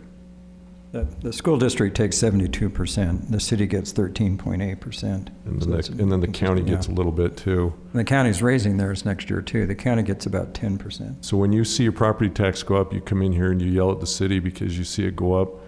Please recognize that we haven't raised it, and it goes up because the county, or mostly the school district, is raising it. And that's what really hits. And we all feel it because they've done it pretty much every year. They've raised it. Last year they didn't, but pretty consistent. And so we're a very, very small portion of that. And if we were raising it, you wouldn't see a whole lot increase relative to your whole tax. Thank you, council members, mayor, for the things that you do for our city. We appreciate it. Please know that there are residents that enjoy the trails. We see all the people that go on the trails every day because we're right there. Out our back windows, we do see that they are used and enjoyed by residents outside of Wimbledon. And so know that there are those of us that are willing to participate in helping fund open spaces so that we can keep those. So thank you. You're very welcome. Any other public comment? Okay, that's only 2. 3. My name's Julia Nelson. I'm part of the Wimbledon Division. I just have a quick comment of, I think it's kind of hard for us to swallow when we've heard for 15 years, there's absolutely no money, there's nowhere we can get money. I'm very sorry, you guys are on your own. And then we hear, oh, we have all this land to sell off so that we can build a giant park with 27 pickleball courts, 1 block away from Highland Heritage Park, which I'm a frequent user of the parks and the trails, every single day, the trails, and very often the parks, and I hardly see anybody there. I can say this because I'm there. I'm at Highland Heritage Park. There's nobody there. There's nobody there. Building a giant park 1 block away from Highland Heritage Park seems a little irresponsible. It seems akin to having 12 children and deciding to have, that you can't feed. These are 12 children you can't feed, and you decide to have 3 more. You can do it, yeah. It's possible, nobody can tell you no, but is it responsible? Probably not. You have other, when you have other commitments, you have to look at your future moves. And when you have other commitments that you've not filled, when you have other children that you're not feeding, to have more seems, that's a little bit hard for us to swallow because we're one of the starving children. Yes. Let me just make a comment on that. So what the next motion is we're actually surplusing a park land so that we can develop an undeveloped park, because we don't have the money to develop either one of those parks. And so, basically we're making the hard decisions here. And, we don't have the money to do everything. So we're selling a park. I mean, we're selling 12 acres to do it. But how many acres do you have? At one time, there was about... part. At one time, considering what's in Dry Creek, which is all, and you've heard the discussion tonight, we had close to 100 acres of park that were not developed. So we're talking about roughly 10% of maybe what we had. This park is 17 acres. So, and you're selling 12 acres of it? We're selling another park. There's 2 parks. Okay. One of them has really poor access. We don't believe we can turn it into a decent park. We're shrinking it down, selling most of the land, leave a little park there. That's part of what Scott was just talking about. Take the rest of that money, which can't be used for funding of a trail. We could build a trail, but we can't maintain a trail with it. That physically has to go into other land to build another park. So we're just moving it from a value inside of land that can't happen to cash so that we can actually finish this park. We own this land, it will be a park. The question is, will it be a park that your kids can use today, or are you gonna watch the weeds for the next 20 years until we get enough money that we finish that park? Our feeling was, let's take cash out of this land, shrink it down, take the money that we get from selling the land, move it over into this park, and finish this park, so that we at least have something. No possibility of selling more of that land and maintaining what you already have. That seems physically, like legally, no. So Julia, maybe range. to help you out, so these 2 parks were purchased with a bond back, I think it was 2007, 2008. Okay, so because that. Bond money was taken, Right. Once it sells, we have to put it back in a park because we're still paying on the bond. So that's why it can't go to maintenance, is because it's part of a bond. I understand the Well, bond thing. it's even more than that. It is the impact fee that is paid out. Impact fees can only be paid for parks. So the impact fees from people who buy new homes, they pay an impact fee. That money is being used to pay off the bond because that bond was supposed to buy the park. So we can't use impact fees for maintenance. So it's one of those I by mean, law. what is what it's- pickleball? I don't even know what pickleball is. Come on Thursday. I've never I played it either. will, but Those are awesome 27, questions. and I also have played tennis on these courts, and they're in terrible disrepair. I just think And they're owned it's by the not school about, district, It's so- not about quantity, it's more about quality, and at this point, we're letting quality go down in Highland, and we're adding quantity. And Bring it on Thursday. Let's talk. perfect, thank you so Julie, much. before you Yes. sit down, I just want to mention that the new park that's being proposed is also being funded through private donations, up to as much as 50% of the cost of that park. And so we're taking private donations and adding what the city can add to that. But you're also adding maintenance for the next 100 years, Absolutely. which we are keenly aware Right. is Absolutely. is not part of the really in proposal- yeah. So I come mean, on Thursday, because part of the proposal is to help cover some of those costs to maintain because of the way we're doing it. and then the next city council that gets elected and doesn't see that as a priority, the same thing happens as our trails. So So elect the right people. Elect the right people, exactly. I try. I vote every time. No, I appreciate it, and I do use Be the involved. trails every single day of my life. So Awesome. Good. we appreciate it, and that's really why I moved to Highland. I spent a year and a half looking for a home in Davis and Weber counties. Can't find this, so I would really hate to see it degrade, because you can't find this. It's really hard to find this. So Julia, are you saying you favor more to work towards keeping the trails, finding a Absolutely. maintenance aspect versus selling the property, you know, and getting rid of the trail? Absolutely, 100%. Yeah, thank you. Thank you. Okay, we had Wade, and then I think the young lady in the middle. And our scouts are leaving. Thank you for coming. We appreciate it. My name's Wade Hadlock. I just want to give another perspective on the disposal of open space. I live in the Wild Rose subdivision, a different subdivision. It happens to also be an open space subdivision.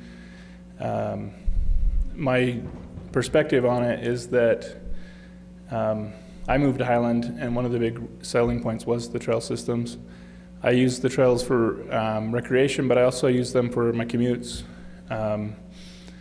And disposing of the trails is a permanent solution that cannot be undone ever. I came from a community that fought hard to get trails like this, and it's almost impossible. It's really hard to get. Now that we have it, I'd hate to see us lose it.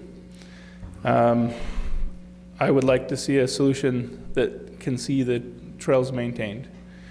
And I understand what I'm asking for when I ask that. I've also heard rumblings of residents not liking trails in their backyards. It's my opinion that the people who might not like the trail in their backyard or might want to purchase the land in their backyard will tell that to the Open Space Committee, but the people who are happy with the trails in their backyards aren't complaining to you about it. I am happy with the trail in my backyard. I see that it has a lot of use. Not as much as the Murdoch, but it has a lot of use, and I'm happy. I'm happy here. I paid more to live here because of this, and I'd like to see Highland keep what it has. So my opinion on this is that we should try to preserve what open space we have. And as far as the changes go, reducing the open space in the subdivision, are we creating a situation where the subdivision is no longer compliant with the zoning? And will new developers use these new ratios to be able to hit us with even more density and less open space? That's just a secondary concern I have as well. So I just wanted to give a different opinion from a different subdivision. Thank you. Thank you, Wade. So, just to answer that question really quick, Wade, an open space subdivision has the same number of people living in the open space subdivision as a regular subdivision. They just all take a chunk of their backyard and put it into the park, so each one lives on a smaller piece, but it has the same number of people. So if we take that land behind their home and it maintains and stays in that subdivision, The proportions are still the same. They still have the same amount of land, same amount of people. It stays the same. It Same just tax how revenue. it's allocated is no longer for everybody's use on certain pieces. It's now a private use for individuals, but it doesn't change the density. So So the answer is yes, it does not. it would not It's impact still other compliant. contractors or subdivisions coming in asking for something special. It wouldn't impact them at all. So Good- wait, It's a something really good inter- question. So what's interesting is you always hear the word R140. Highland's a 1 acre subdivision or large lot. When you look at open space, what they did, instead of putting their lots really big, they said, we're going to put the park in the middle, and and the residents wouldn't have to maintain the bigger lots. You still have an R140 density in that. Actually, that's Well, maybe not it's- quite true because they got bonus densities. Like in Viewpoint, it's almost 2 homes per acre. So That it's, was, and that was, in that was an exception. By Highland Hills is like 1.78 homes per acre. So there were, a developer wouldn't, if he's going to build the same amount of homes, that wouldn't be an incentive to put parks. They were given various bonus densities depending on what they did. So they do have a higher density, even including the parks. A little bit, but for the most part, it's. And I did a blog post, and you can find all the developments with all the densities in there. If you want to look at And that. just a question of clarification, because I'm curious, but even if this goes through, does everybody still pay the $20 a month in the entire subdivision? Yes. Yes, Okay. No impact. that would be a different decision.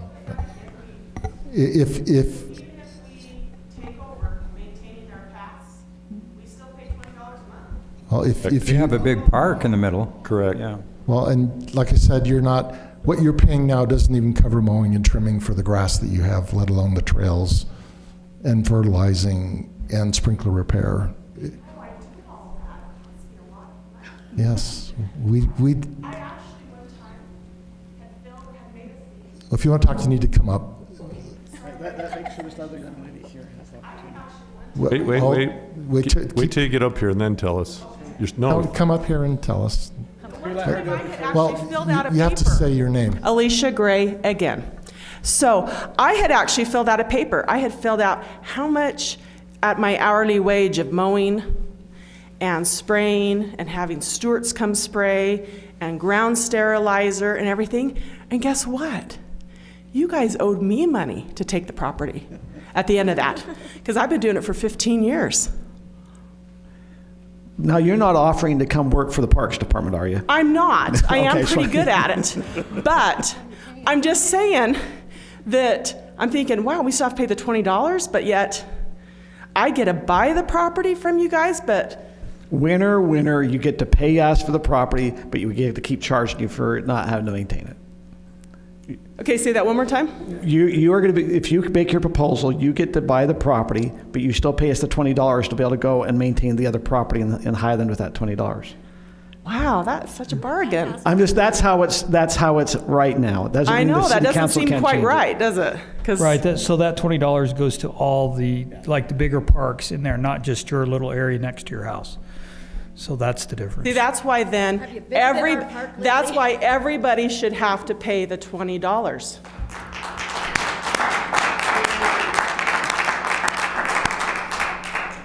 I second that. That's what I meant. For future notes, clapping, I'm glad you're enthusiastic, but when you clap, it makes it hard for somebody that didn't share your opinion to get up and talk, because then they feel intimidated. So we ask that people don't. Okay? Okay. I appreciate that. You can have big enthusiastic. smiles though if you want. That's. Marie Pavich. I am a longtime Wimbleton resident also. I wanted to talk about also this $20 thing. When we first moved here, we actually moved here from a PUD on the East Coast, a planned urban development, very well maintained, all kinds of things, neighborhood pool, lots of nice things. We came here wanting something like that. That's why we went to Wimbleton. And we were promised, obviously not by you all, by a different council and a different city people and everything, lots of promises that we were going to have beautiful natural maintained areas around us. I happen to live in a corner lot, not one with the catch basins. I'm just on the corner. I have trail on two sides of me. There's a lot of city property around me. We were promised all this beautiful stuff, right? None of that happened. They planted some wildflowers, which were weeds. And if y'all need documentation, we have lots of pictures of people with weeds taller than our kids were. And it was ridiculous.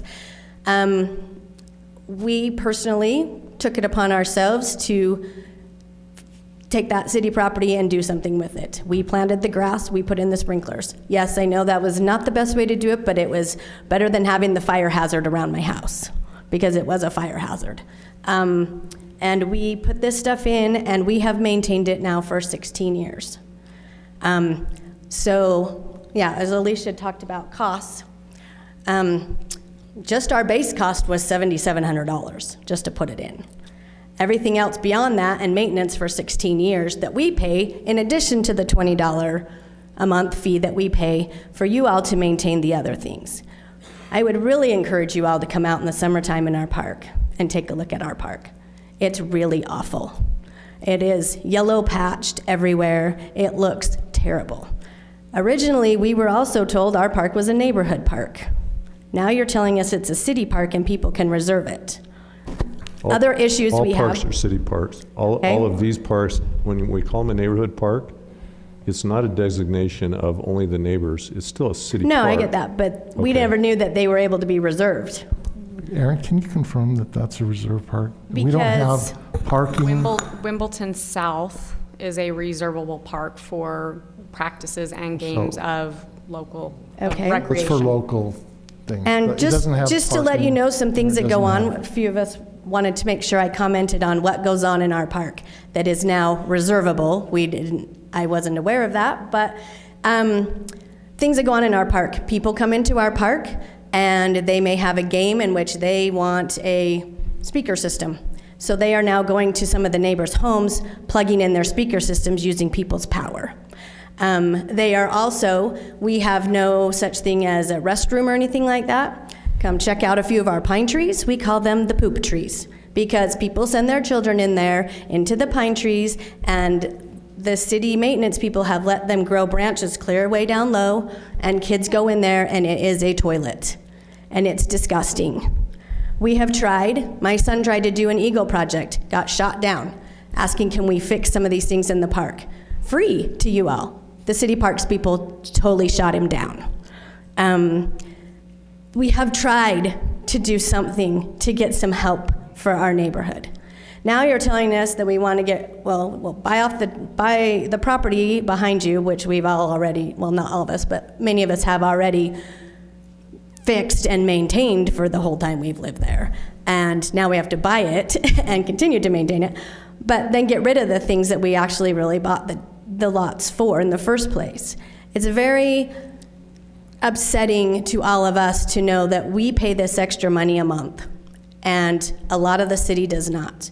But anybody has the ability to come in and use our park and use our spaces around, use the trails, which leads into all of our yards because of the funky fence issues. Most of us don't have fences, and therefore, but yet none of them have to pay for it. It's kind of like they get a freebie pass. And we kind of, as you can hear from the rest of us, we feel that's a little bit unfair, that we have this park that we have to look at that can be in the summertime very much an eyesore if you come and look at it. Some of the things around us, even maintenance. I have pictures back before when they had the wildflowers, pictures of maintenance, city maintenance people coming out in December after it already snowed with their weed whackers. That was how they were maintaining our open space. You asked for, I have lots of documentation for a lot of things that have gone in there that I don't believe are proper or a great way to maintain a city and make it look nice. I realize you don't have a lot of money, and I understand that, but if there was a way that we could add to everyone else's bills the same $20 that we have to pay, even if we buy the land, we still have to pay that money. I think it should be across the board, and we should find a way to figure out how to do that. And that's all I have to say. Thank you. Anyone else?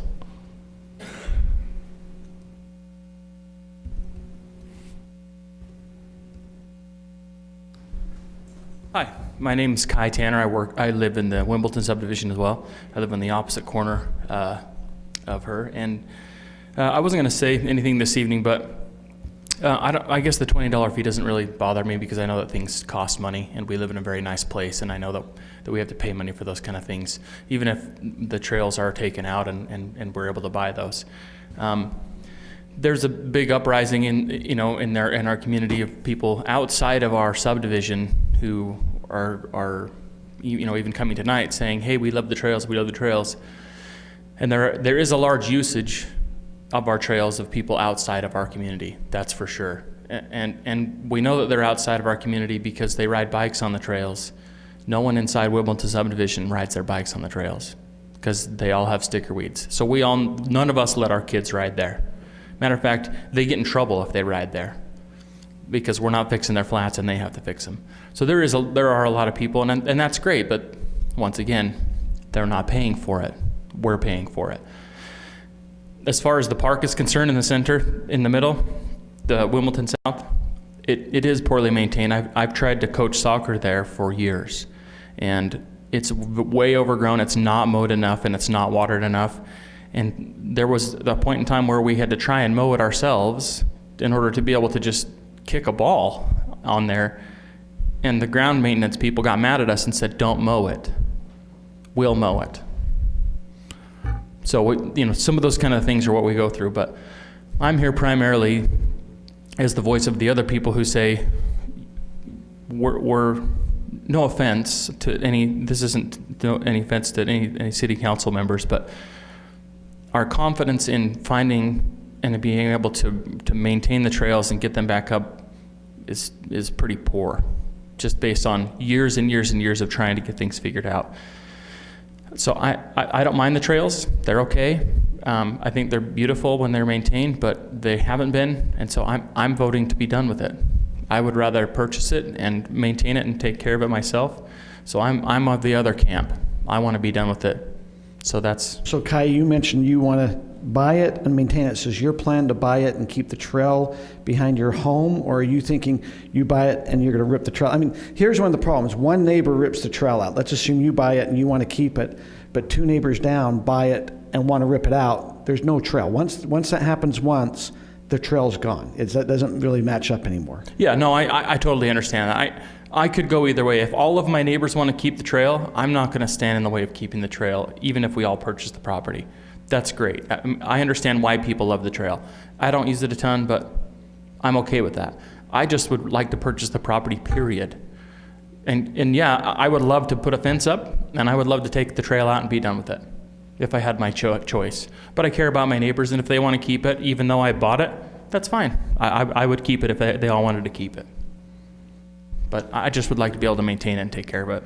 As far as I'm concerned, it has to be all one way or the other. I agree. We can't have, some people putting a fence up and so you go down 20 feet and hit a wall. I mean, it's all one way or the other.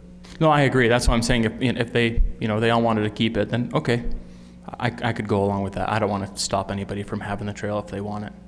But I would prefer to not have it. So Nathan, and this might, as we talk about the $20 fee, Nathan, what percentage of our maintenance are we seeing for the parks is being covered by that $20, and how much is the general fund having to augment towards maintenance? I don't have those numbers off the top of my head. We can get them for the council, but I don't have them off the top of my head. Actually, Todd went through an exhaustive study of that, and we actually finally have pretty solid numbers, and the current allocation doesn't line up with what you put together. So I think that's an issue we've got to come back and look at more closely. Because I think that's a good, the other question I have is the $20 fee that started in 2000 or whenever it started, was that supposed to be a set fee and never increased? I'm not saying that other residents aren't supposed to chip in, but that fee has stayed stagnant. It has not changed at all. One of the issues is our expenses have went up. The fee they were paying, or open space is paying, doesn't compensate what it is, what it was 20 years ago. No, the fee was adopted in lieu of doing HOAs to maintain the open space. So it wasn't designed to be a static fee. It was not, but we've kept it static. I mean, it's like our property tax. There's not, we didn't want to have that uprising and the pitchforks coming into city council, so we haven't, that fee stays static. We've kept the property tax static. We've kept everything trying to be status quo, but the problem is our expenses went up.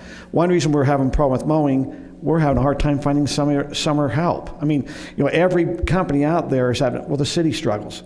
I think they were on a 10-day cycle this last year. Is that right? The mow. Yeah, the lawn's gonna be lawn. If you're out there playing soccer, 10 days is too long. We didn't have the staff to get out there and mow it. Yeah. No, I understand that. I agree. So, like I said, that's why a lot of us are not confident that we can try and figure out how to maintain these trails, and we can't even get enough staff to mow the lawn that we do have. And we can't even afford to mow the lawn we do have. There's also one other thing that we didn't all understand when this first started. There was this beautiful picture that was described as natural vegetation. Yeah. And that was the beautiful thing that the developers brought into the council and to the planning commission and said, it won't cost you anything because it's natural. You don't have to worry about it. So then they took their vehicles in there and they stripped everything off of the ground and they threw a few seeds in, and then we go in as residents and water everything, and the weeds are the things that love to grow. Natural vegetation doesn't like a lot of water. Yeah. And so then weeds compete with it, and nobody thought about that, and the developers are now gone. So as a city, we're having to deal with that, and it doesn't work. There is no such thing as natural vegetation other than weeds. Yeah. And so because we didn't plan on having those costs to be able to maintain something that we never anticipated maintaining is part of the problem. So not only is it a cost we didn't expect, but it's an additional cost to even do anything with it. And so we're all facing that, and now we're having to deal and fix it and realizing, and it took a while for us to figure out that that's really what it is. It's just a bunch of weeds and not this beautiful natural vegetation. Right. And so as you move in, that's why it took a period of time before anything was even discussed about it, because we shouldn't be doing anything with it anyway. It doesn't need anything. It's natural. It's beautiful. Yeah. I'd just like to make a little comment, because I was involved on the committees and stuff on the open space, and we worked hard to develop some ordinances to try to resolve some of the problems. I mean, I'm hearing the same things I heard 10 years ago. And I know that's really frustrating for people. The issue is we have 18 open space neighborhoods. It was a concept that I think was well-intentioned, but I think more than anything else, the open space neighborhoods were a design problem. So if we eliminated the ordinance, because you can't build any more open space neighborhoods in Highland because of all the problems. If these open space neighborhoods, what we know now, were built today, the design would be much different. We wouldn't put trails behind people's homes, probably. We'd probably have a big central park similar to what you have trails around the park and things like that. So it's been a design problem from the get-go. $20 fee's been a problem from the get-go. Unmaintained things, because the city doesn't have the money to do it, it's been a problem. I mean, we've been trying to resolve this for 10 years. I'm sorry, it's not resolved. The neighborhood option trails was a way to hopefully resolve some of these issues. I mean, we certainly need to look at maintenance, but in the end, like everybody's saying up here, to really maintain things the way people want it, we're going to have to raise revenues somehow. And so either that or expectations need to be lower. And I just think we need to be realistic about some of the things we'd like. And, I live in a PUD. I pay $50 a month for maintenance of my PUD, and I promise you it's not maintained any better than the open space neighborhoods. Yeah. And so we deal with the same thing. We have to maintain our own roads, and they're terrible. And so I'm not sure what the solution is, So. Well, I know that it's a headache for you and for everybody, and I know that there's a significant cost to it. I understand that. That's one of the reasons why I'm pushing to have them taken out and have them sold. I don't think we should have to buy it, but okay, fine. If I have to buy it to be done with it, that's great. I'm sure we can figure out something out, but my confidence level on trying to figure out more money somewhere to try and maintain it and staffing is pretty low. So that's just my opinion. So, but thanks for all you guys do. I know that you have a difficult job for sure. So Thank you, Kai. thank you for your service. Anyone else?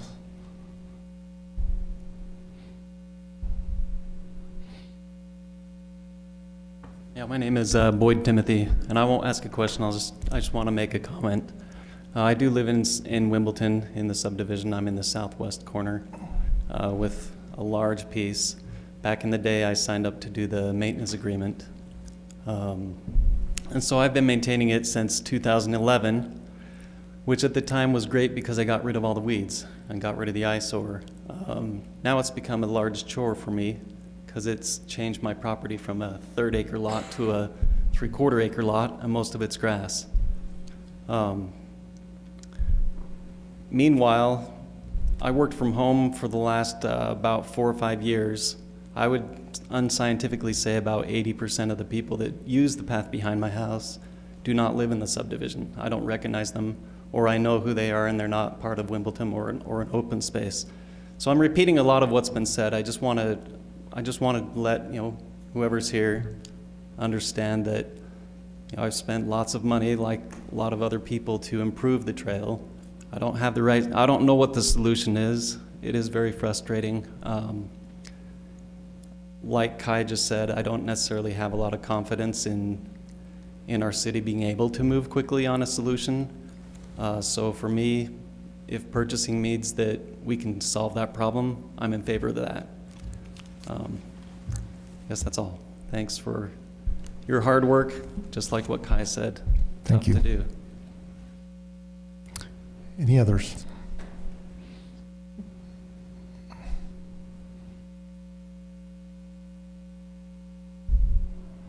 Hi, I'm Angelique Jensen. I also live in Wimbleton, and I just want to say I also agree with Boyd Timothy and Kai Tanner. That's all I have, is we also have a large amount of city property behind our backyard.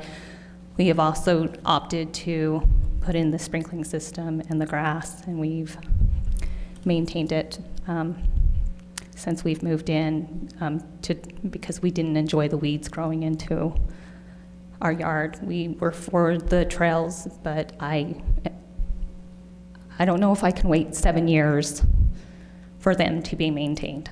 I don't think that's the answer. We'll have a new city council by then. That may not be a priority for them. So if I were to vote, it would be to get rid of the trails so they can be maintained to a level where the neighbors would like the neighborhood to be maintained. That's all I've got. Thank you. Just, Angela, you mentioned you'd like to keep the trail. I mean, once again, are you proposing keep trails, or you're going to rip the trails out? I would rip the trails out. Okay. Yeah, because I don't believe they could be maintained to a level of what the neighborhood would like maintained. I don't think the answer is just live with it until we can in 7 years, and hopefully they'll be maintained to a level that is respectable. It comes to, it starts hurting property value. We have a neighbor that lives in Vegas, still owns her property, rents it. She comes back into the neighborhood once a year and she's like, what has happened to the neighborhood? Because of the maintenance. It's an eyesore. And I'm grateful, I'm glad my neighbors can enjoy my back area that I've, maintained and took care of, and that's awesome. I just wish it all looked like that, but it can't. Thank you. Anyone else?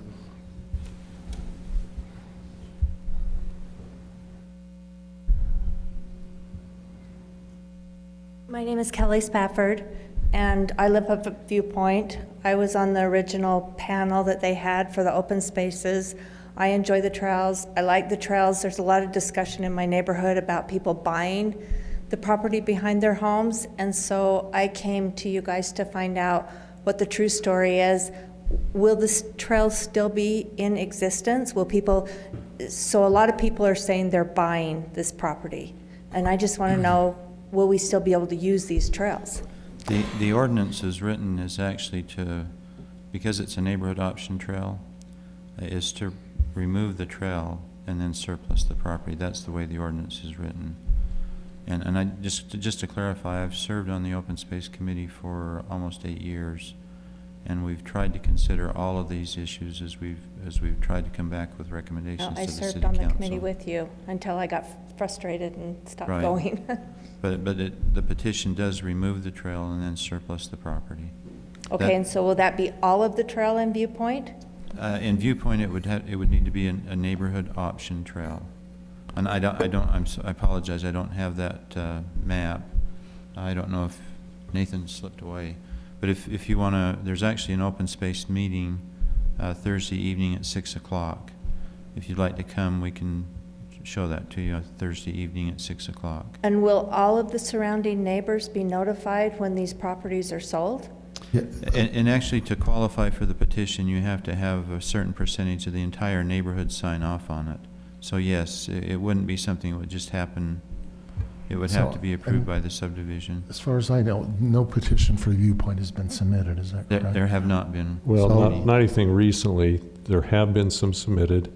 The ones that were submitted that we approved were ones where there was no trail. It was just a piece of open space that could have been a triangle of, 10 feet Right. long and 2 feet on one end, down to 0 on the other end. Those would be the houses south of me Yes. that, yeah.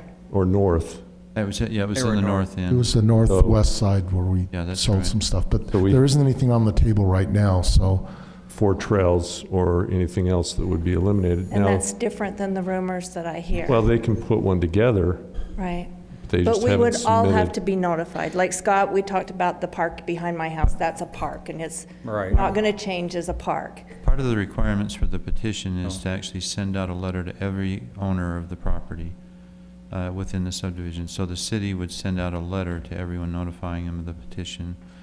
At least, I believe it's around 65 to 70% of the entire subdivision has to sign off on the petition, as well as a higher percentage adjacent to the property that's being proposed to be purchased. Okay. But if you'd come Thursday night at 6 o'clock, we'll cover that for you. So, but And Kelly, Gin- yeah, and- go ahead. And Ginger Ford Yes. is the representative for Viewpoint, and she's planning on being there. Okay. One concern we need to look at, though, with Wimbleton, which is being discussed tonight, they could be the first subdivision to get rid of trails, and then, as we talk about, it starts the dominoing effect into others. And so there is some concern there. Actually, there's already been about 5 subdivisions purchased property. Purchased, but they haven't removed trails. The actual trails that we're in. I'm not sure. I think there has been some. that Not where there was neighborhood trails. I'm just saying, we gotta be careful, because when we talk about consequences, there's other consequences that come. Right. Other trails start to get removed, or at least they have that. The other concern, and I think just when you ask about, let's assume that there's one person that doesn't want to buy the trail. So you have one owner hold out, and the city has that property. I think they have to be 100% around that trail that agreed to buy. Is that correct? That's correct. There can't be any checkerboarding.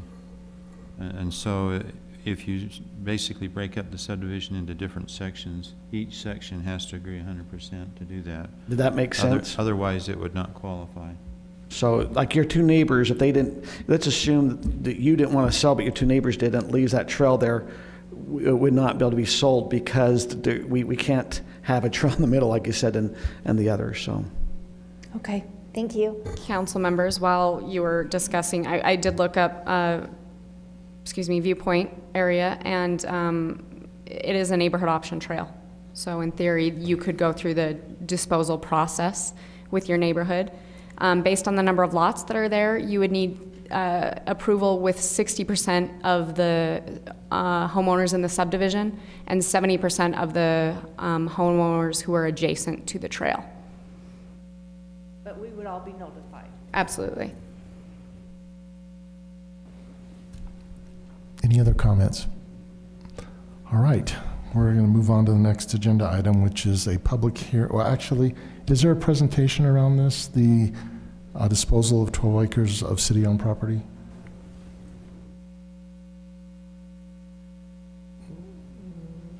There should be. Yes, there is, and we're going to go for it. So, Sorry, give Aaron, me one you're moment. I've got this. Sorry, I'm trying to bring back your monitors, Council.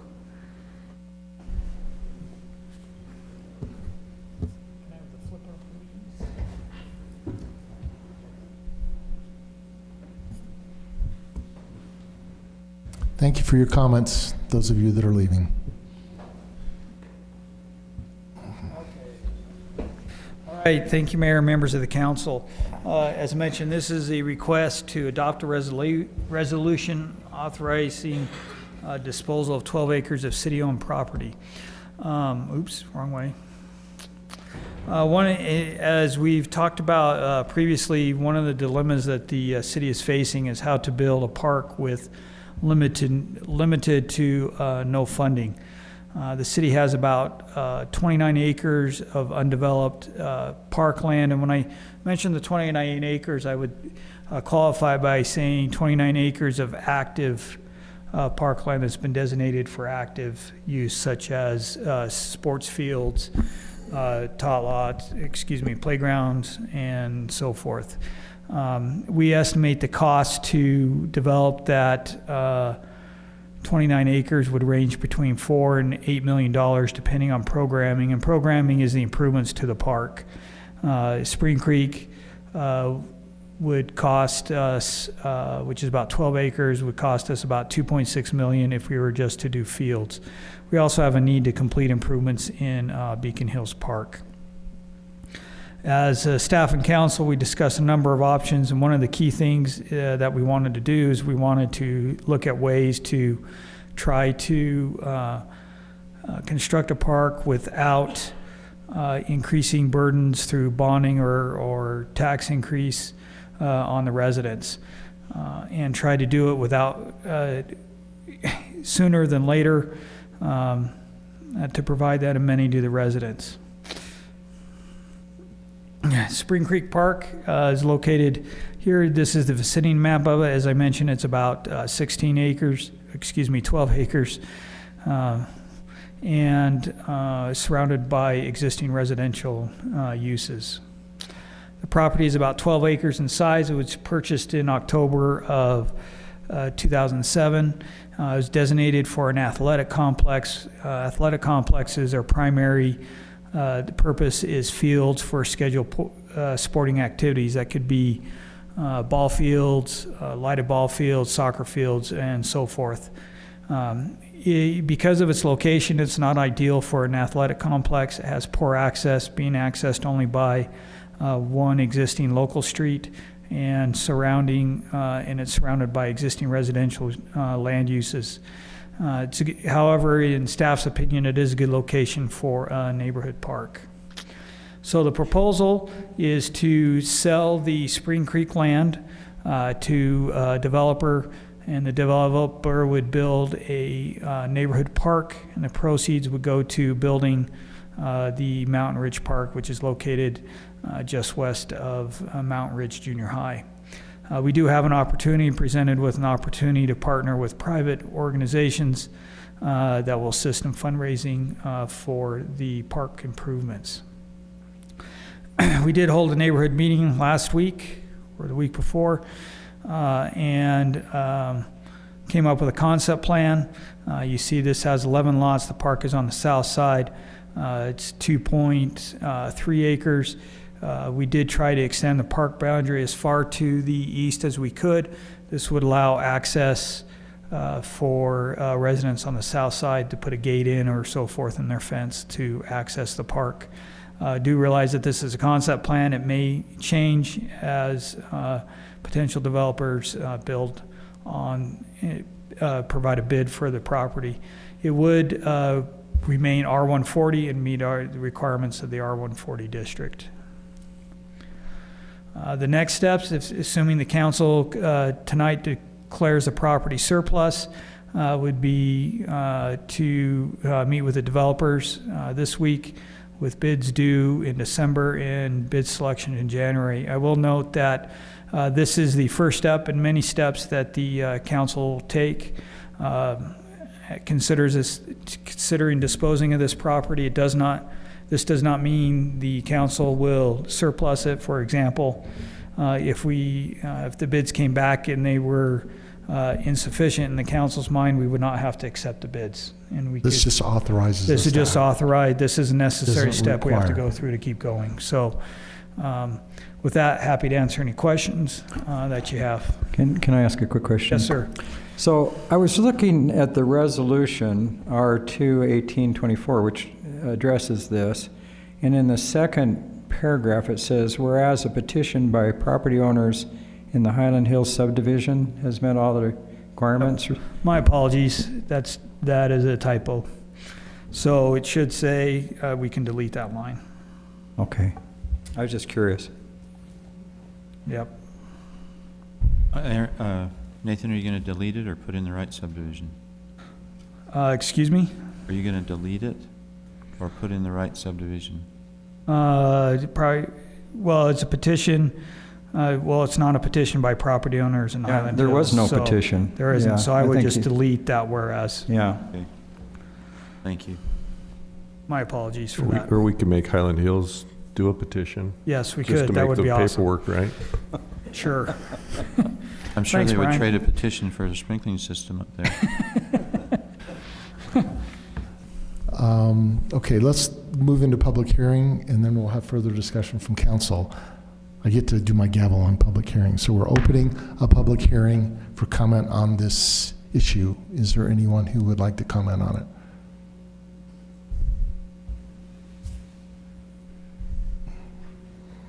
You're going to say something nice, right? Just about you? That works. I'm good with No, that. thank you, Mayor. My name is Kelly Sabodka. I'm a resident across the street from this Spring Creek property.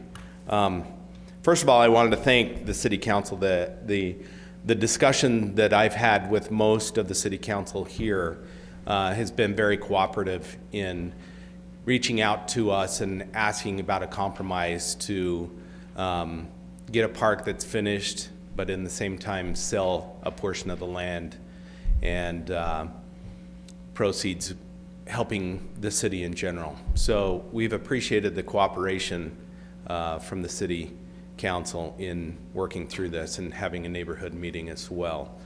I had sent Nathan, I'd sort of been the spokesperson from our neighborhood in regards to this property.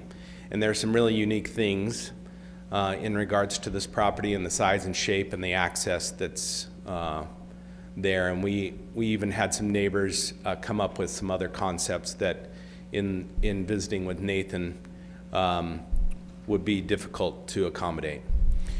But one of my concerns, and a few, and I wanted to go through them. These are the things that I sent to Nathan as well, and not necessarily all concerns, but at least comments. In the presentation, Nathan, you had mentioned that the developer would be responsible for the development of the park, and as a neighborhood, we are requesting that the city take ownership of that and actually put a timeline around when the park would be completed within a period of 12 months after the sale of the land. So we knew that this money would stay here and finish this portion of the park. We realize that other proceeds will go to the park across the road here to help finish that, but we would love to see this park completed by the city and hold the city responsible for the park and the maintenance of it. Not that the maintenance would be covered by the developer, but we would prefer to have the city take ownership of the development of the park. I'm not sure that that's a huge ask or not, but most definitely would like the city to consider that. When we talked about this, can I just ask you a quick question? When we talked about this, one of the things that I thought was consensus, and I may be wrong in what I remember, there was a feeling or there was this discussion about the fact that if the land doesn't get developed, then the majority, as I perceived it, would just as soon let it sit there until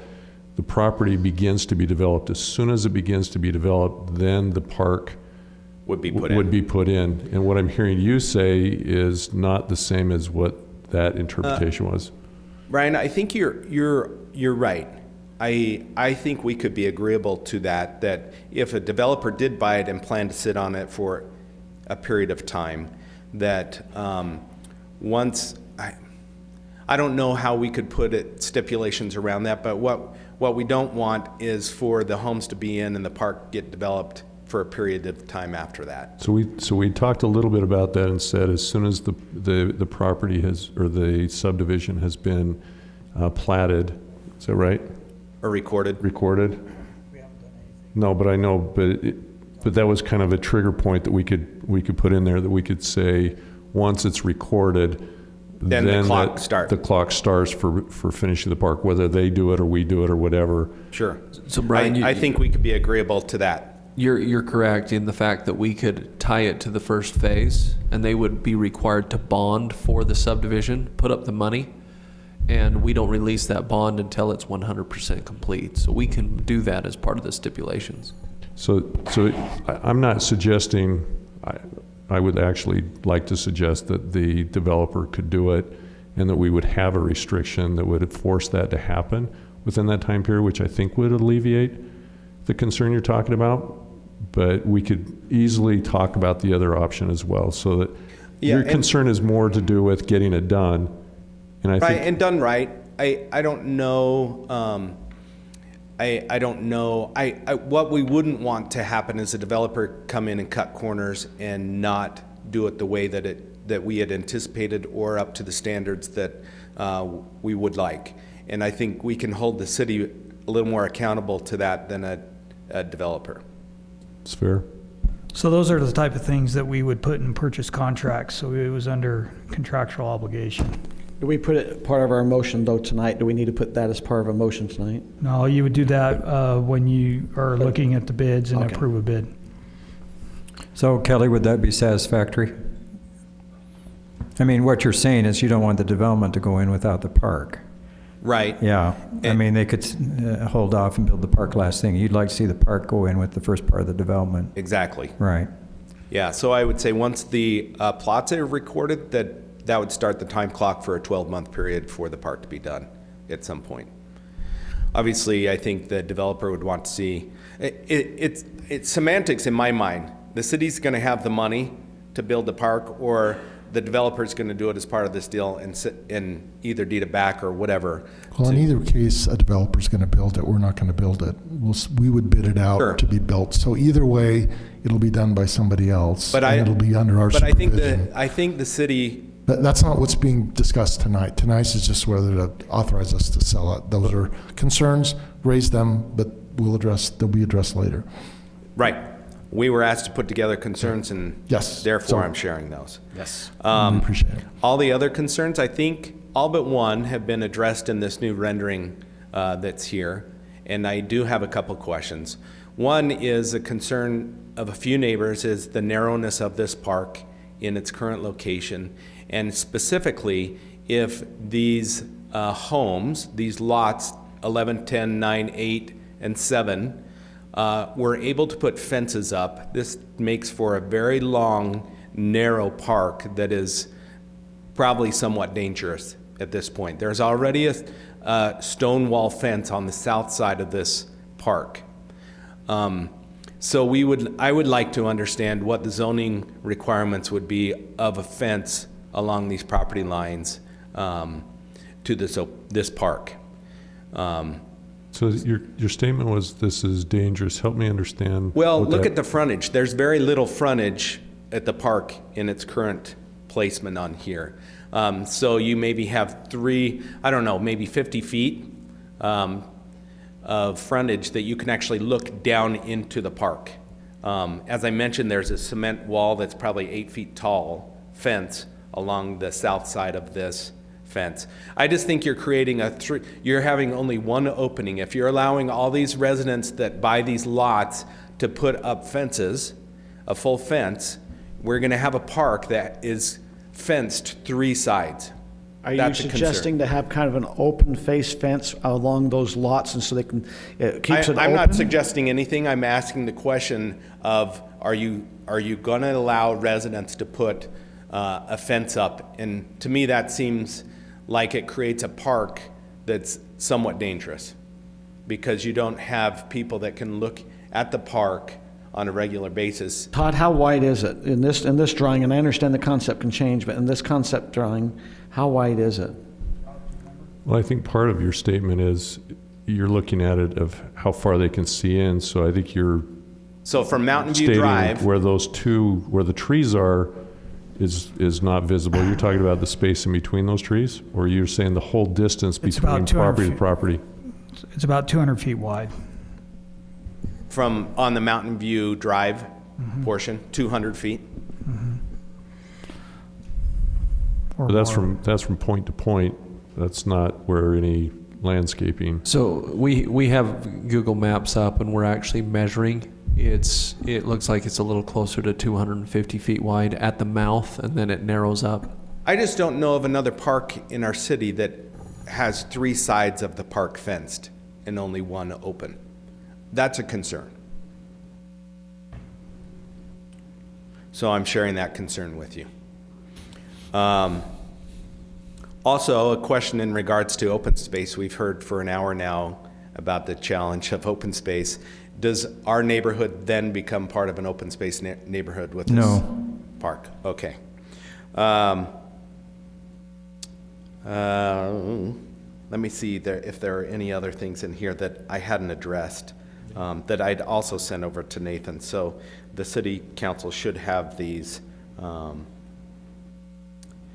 I think I think I've addressed the major concerns that we had as a neighborhood. We're in agreement that a park is great. Well, we love a bigger park, absolutely, but we realize that the city has to gain enough revenue to finish this park and put money into an additional park for the city. I think one other thing that was clear to us is the traffic that would have come into a city park here with the full property is probably, for me, was the biggest issue. Yep. The impact that would have had on your neighbors. And to me, that was the tipping point for moving away from this being a full-size park, because I don't know that anyone was super excited, to be honest with you, about a full-size park here and what it would do to the neighborhood, especially learning that there's no access on the east side of the property with private property there. Am I real excited about the city washing away about approximately, we don't know what the city would receive in exchange for this property, but I don't believe that the city will recover the amount of money that they purchased from this. Sunken costs are sunk, you know that, right? Pardon? Sunken costs are sunk. Yeah, Right. but You $1 have to million look is $1 going- million too. Yeah, it does. And The fact that we Parkland- overpaid can't force us to. No, to not I sell agree. when the I'm not market telling you isn't. not to sell it. I'm just saying it's prudent, and I don't like our money's being spent in a way that in the 10 years that we've owned it, we've lost $1 million on it. But it's a sunken cost, but we're still paying for it in a bond. Yes, and that's not going to go away. Yeah, and our bond, according to the presentation, our bond payment drastically increases in the next year. And that's because we refinanced to get lower, and we had an artificially low period for the first couple of years, and then it bumped again. Right. So the net was we saved money, but Pass the buck. yeah. But our revenues haven't increased. Our city obviously has a major problem, and I'm on my soapbox a little, and it's challenging. I am all about increasing my fees to live in this city. I was happy to pay the extra $20 a month for a road fee. I'm happy to pay for where we live and the things that we enjoy. I think a majority, my personal view is, I think you're in the majority. Yep. The people, but people need to know that we're going to spend it wisely, and that was a problem with roads, and that's what took us a long time It's to the sort verbal out. minority that hurts our city. So. But their voice is important because it helps us be responsible, right? Yep. So, Kelly, I really appreciate your comments. And I think you can, when you look at this plan, you realize that the city staff has tried really hard to listen. Oh, absolutely. I think this concept is a leap improvement. And I think the city staff has done a great job, and I want to compliment them on that. So, and they've tried to integrate the comments and things. They fixed the road and all this stuff. So I think they'll continue to work with your neighborhood to make it really a win-win. Well, and I agree. But we all know that when a private person comes and buys a property, they're going to want to do certain things with it. And if our voice isn't heard here and put into the agreement when it's created, it won't then get changed. Yep. The almighty dollar wins. And So I'm wanting to make sure that our voice is heard here and that it relates into the sale of the property. So thanks for your time. The fence thing just came to my head as we're sitting here in regards to a park that 80% of it, if not more, I don't know if you can look at the percentages of this, Todd, but that park, if everyone chose to put a fence up, even similar to the fence that's on the south side, that creates a park with probably 80% of it fenced in. And I don't know that that's healthy for a neighborhood park. So thank you for your consideration.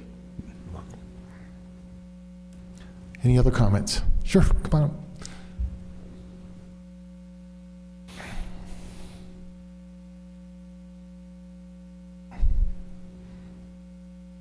Hi, my name is Heather Scow. I did not intend to speak tonight, but after Kelly just spoke, I wanted to ask a couple of questions.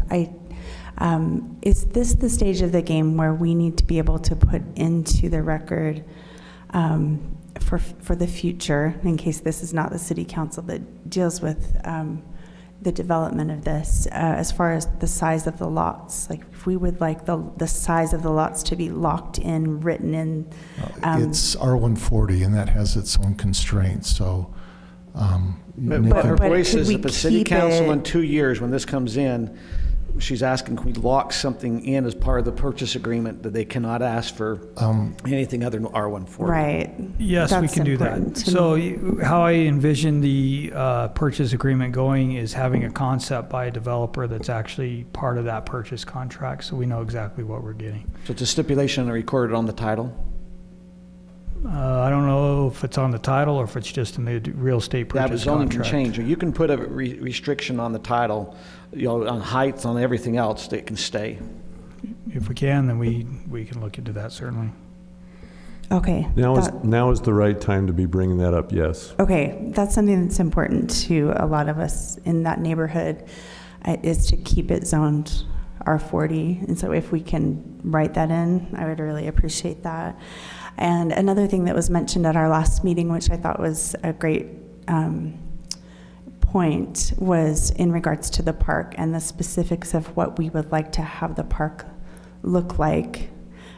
Because once again, a developer can make all kinds of promises and then not quite deliver on the promises of what specifically would be in the park. So I'm wondering if that could also be something that we could have written in on the title. Is that how you referred to it? A stipulation about, we would like to have 2 picnic tables with a gazebo and a walking path and maybe a small playground. Just a few specifics so that we don't get something that we didn't ask for, or they don't quite give us what we were looking for. That was the other thought that I had, that I would like to have recorded so that the developer knows full well what kind of we as neighbors are expecting the park to look like. Okay. And then my other thought that I hadn't thought about until Kelly mentioned it was the safety issue of a deep park like that. If to me, it concerns me a little bit if you've got kids, playing deep in the park. And I guess that to some extent it's a parent's responsibility to try to keep track of children. But even as a woman, if I'm on the walking path and I'm deep in the park and no one can see me, it seems like it might be a concern that I hadn't thought about from a safety perspective. If there's no one who has eyes on me, it would be a really great place for a predator to hang out. Have you ever been in the Highland Glen Park? No, I have not. We're fairly new to the area. The reason why I bring that up is Highland Glen Park is just off the hill behind the high school. Okay. It's very wooded, has lots of nooks and crannies that you can go back into. And nobody has eyes on anybody that's in that park. Same issues then, for and sure. there are lots of neighbors around them, but the shrubbery and other kinds of things are around. Nobody knows anything that goes on in that park other than those Right. who are there and could see. So it's a valid concern from the perspective we want safety. I don't know how you can mitigate it other than putting some lights in there, and then do you want the neighbors to have lights in there? It's No, that kind creates of another thing problem. of, we're kind of restricted with what we can do. So if we want to change it, it's going to change a lot of things. Right. So we've no. tried to find and a way I that- appreciate you guys coming back with, guys So, and gals, Brian, would there coming be- back with this new drawing. I mean, I'm loving this compared to the last version of it. I gotta be honest, I'm feeling as you hear that you're walking down there and you're at night, I also see that some kids would like a deep park. Is there, and I don't know if it's reasonable to say that they have to have an open lattice at the top, so I think if people can see into the park, it also, if you, like I said, if it's a solid fencing, I know we have to be careful, but that might be some things we gotta be concerning, that, does it need to be something where there's some open, that the fence can be solid only so high and then it has to be open so you can see a little bit more into that park, down We in can there. do anything we want. I know, I'm just One of the talking- things that we did in some of the parks, in the open space areas, is that we required the fences to be open that went back to the trails so that we could have some of that. And you're not going to have a consensus about what Sure. people want. Some people are going to say, Some people I don't want want the to see the park. privacy, Yes. yeah. I don't want them looking into my backyard. Yeah, totally. And that's, so Safety cuts both ways on that one. Yeah. Exactly. And so we can do anything that we want, but we're not going to have a consensus that it's better one way or the other. Sure. We just need to do what we think is best and live with that and change it if it's not best, we find out later. So we could, but we've got to make a decision one way or the other. Okay. And yes, we can. I mean, we can do what we've done on other parks. We've done 3-rail fences on some of the parks where it's Right. completely open, or it's 50% open, or, it could be a railed fence, it could be anything. I mean, we can make those decisions on this, but we've just got to make it now, and now is the time to make that decision. And would these things that I've mentioned need to be talked about and decided before, is it Thursday that you're opening it up to developers? No, not that soon. No, the Thursday is about this park over here. Okay. We do want this done, but many times some of the people, I shouldn't say many times, many people have created their own fence that's completely shut off by growing vegetation in front of it. So you can require somebody to have a completely open fence, and they can seal it off from being able to be seen because we don't have an ordinance that says, well, you can't put any bushes in front of it either. So again, it comes back to, we just need to make the best decision to move forward with it, and it will morph into a certain degree what the neighbors feel comfortable with. Sure. No, I appreciate that. Last quick question. Can I make a quick comment Sure. on the fencing? Dealing with the open space residents, the fencing ordinance has been a continual issue because it's not satisfactory to the people who are putting up the fences. So my preference would be to design the park so there isn't a safety issue rather than try to mitigate that safety issue with convoluted fencing. Because the people who live there will not like the fencing if it's not standard fencing. And again, that's pretty uniform across all the open space areas. I'm assuming that the reason that the park was designed in a linear fashion instead of more of a square is to get more lots. Is that correct? Because, if we wanted to have a park with more frontage along Mountain View Drive, it could be more of a square park. Oh my goodness, sorry guys. I don't speak into microphones all that often, ever, unless they make me in church. But just having more of a square park with more frontage along Mountain View Drive, but I'm assuming that would mean you would lose lot space, and I know you're trying to maximize that. So that was just some of my thoughts. My last quick question, last time we spoke about at what size a park becomes reservable. Is this square footage right now still under the reservable total? It really comes down to, as we've talked about it as a city council, it's how much open space is there that would allow youth to be able to participate in something. So if it's big enough for a big full-size soccer field, then the answer would be yes. And Todd, are you the one that knows that kind of stuff? Oh, Aaron, thank you. So in order for it to be a reservable field, it has to have a parking lot. And since this park does not have a parking lot, it would fall under what we call our neighborhood park designation, which means if the neighborhood wanted to, a dad coaches soccer kind of a thing, or the mom, they could do that. But we would not allow outside groups to reserve the park. Okay, perfect. All right, thank you so much, everyone. I appreciate it. Any other comments? Okay, council, discussion. Or if we're done, I would entertain a motion. I'd like to make a comment here. I was just thinking, I have a 7-acre park behind my house. We live in an HOA, and the park's accessed by a dead-end road. And safety and security has always been a concern for us, but we resolve some of the issues by putting in some indirect lighting at night. And then as a neighborhood, we just kind of watch the park. And really, in the 30 years I've lived there, we haven't really had major security issues. And so, I think some of these things can be mitigated by a little bit of neighborhood watch and some lights and a few things. Because, like I say, we deal with a 7-acre park, soon to be made smaller, but at the same time, we really haven't had big issues down there. So I think I just kind of keep that in mind as well, because this will be a neighborhood park. And yes, it's a city park, but I bet a lot of people won't know it exists except your neighborhood. So again, the safety issues can be mitigated a lot by your neighborhood, especially if we put some lighting in it and a few things. I would make a motion that City Council adopt resolution R2018-24, a resolution of Highland City designated city property for disposal, defined as the Spring Creek property, generally located at 1029 North, 6300 West, with the resolution eliminating the second whereas paragraph.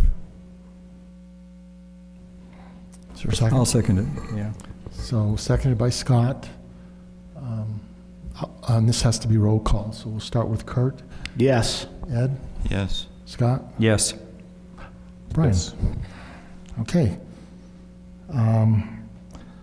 Next item, public hearing, approval of fee for interlibrary loans. Who's covering that? Thanks for coming. Yes, and your input.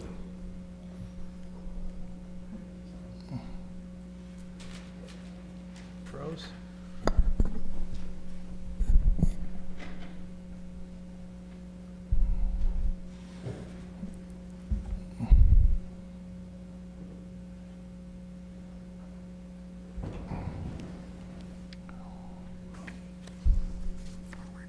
Okay, thank you.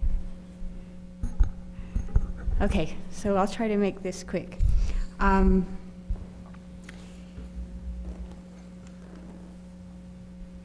The Highland citizens so what is interlibrary loans? Highland citizens can request that an item be mailed to our library through the state's interlibrary loan service. The state then finds the materials, sends them to our library where our patrons can check them out. When the patron returns the items, then they are sent, our library mails them back to the state library. So in the past, Highland City has not charged, has absorbed the cost of interlibrary loan, which is because our library was small, and so we wanted our citizenship to have access to a wide variety of library materials. Our library was small, and so we decided to absorb the cost of interlibrary loan. Recently, our library became part of the Northern Utah County Co-op, Librarian Co-op, which increased the access to library materials for our citizens. So now they can check out materials from all the libraries in the co-op without a fee. So we believe it's time to start charging for interlibrary loans. So how much would we charge? We did a survey of other libraries in Utah County. They seem to charge about $3 per library loan. That just covers the cost of shipping library loan items back to the state. And so we would propose that the City Council approve a new fee for interlibrary loans of $3 per item. Any discussion? I would We move need to that have a this- public hearing, so I Oh, think yeah. this will be really short. Public hearing open. Any comments? Public hearing closed. Okay. Now I'll move that the city council approve an interlibrary loan fee of $3 per item beginning December 1st, 2018. I'll second it. Been moved and seconded. Are we able to vote, Scott? I am able to vote. Yes. Okay, let's try the Looks electronic like a voting. couple already have. So, and Tim is not present, so that's unanimous. Well, we'll see. Unanimous. I'm Kreskin. Oh, you're getting ahead of yourself there. All right. Next item, non-resident card fee increase. Okay, here's another fee. In the past, Highland Library has charged fees for people who are not Highland citizens so that they can use our library to cover their cost of their use. In the past, that fee has been $40 for non-residents. Again, when our library joined the library co-op, they asked if we could make our non-resident fee more equal to the ones in the co-op so that people who are in the co-op won't pay for our non-resident fee instead of paying higher non-resident fees in other cities. So we did some research and we found out that, well, Aaron found out that our citizens pay on the average about $65 a year in taxes to support the library. And also when our library joined the co-op, of course, our citizens had access to more library materials. And so we thought it would be appropriate to raise the non-citizen fee. So we did, I didn't move. It's showing up there, they can see it. Oh, you can see it? Okay. See it, So we did a survey of other libraries in the co-op, and American Fork charges $70, Eagle Mountain $80, Lehigh $80, Pleasant Grove $80, Saratoga Springs, who is a junior member, only charges $20.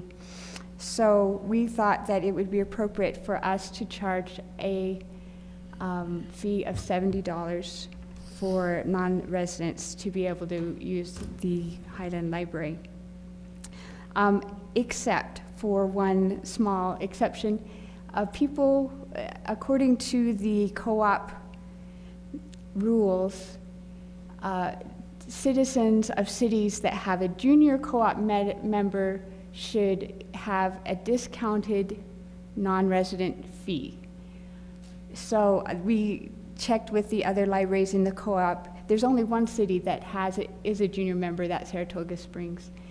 We checked the other libraries. They charge Saratoga Springs residents $40 for their non-resident fee. And so we thought it would be appropriate if we also charged $40 for Saratoga Springs for a non-resident fee. So there's that. Now, currently, the main people who are non-residents are Alpine and Cedar Hills. And their city governments currently reimburse citizens $40, the $40 that we have been charging for non-residents fees. We contacted them, and they will continue in the near future to just reimburse the $40. And so that would cause those citizens to be charged, to pay $30 out of pocket. But we feel okay with that because we've joined the co-op, they have increased benefit. They can not only use our library materials, but all the library materials in the co-op libraries for free. So we don't feel that the $30 out-of-pocket would be an unreasonable fee. Did it go? Questions or comment from council? Okay, public hearing again. Public hearing open. Any comments? Okay. Public hearing. That was here was by our library chair, Roger Dixon. I think that was his vote against it, right? That was the. I think it was a here. Yes, he is there. We know that. That's what I was wondering, if he was here or there. Public hearing closed. Entertain a motion. Mayor, I would move that the City Council approve an increase in the Highland City Library non-resident fee from $40 to $70 per year, with the exception that the Saratoga Springs non-resident fee would only be $40 until they become a full member of NUCLEC.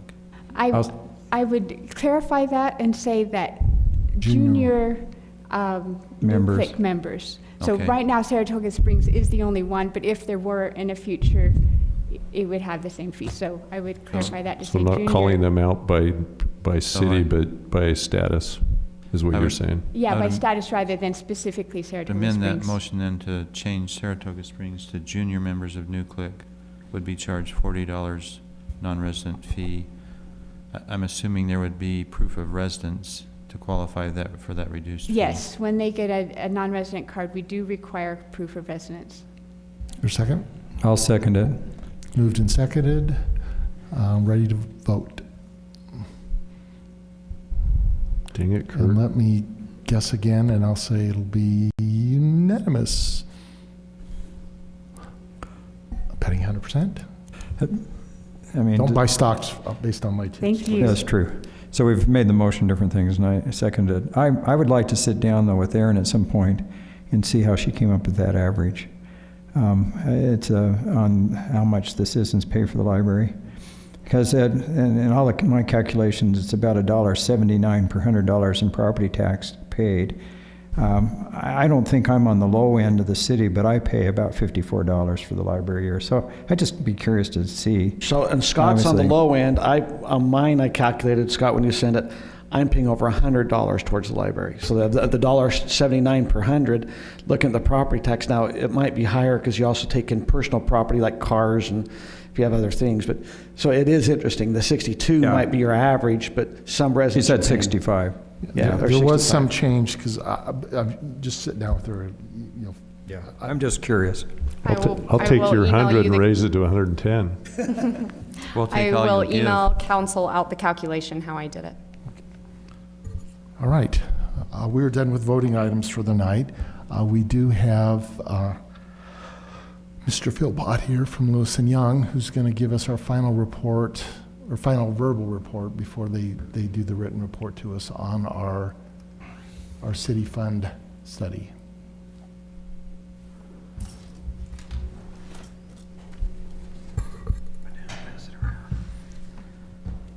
And for those of you that aren't aware, we contracted with Lewis and Young to look at our city general fund balance and see how it will perform over the next few years and with respect to, are we going to stay in the positive, are we going to go negative, are we going to increase our revenues and have more money in our funds? And so We should have had the Wimbleton people stay here so they could see where the money for the trails were going to come from, or not. Or not. Or not, yeah. I think it's. or not. Depress them or encourage them. Yeah. One or the other.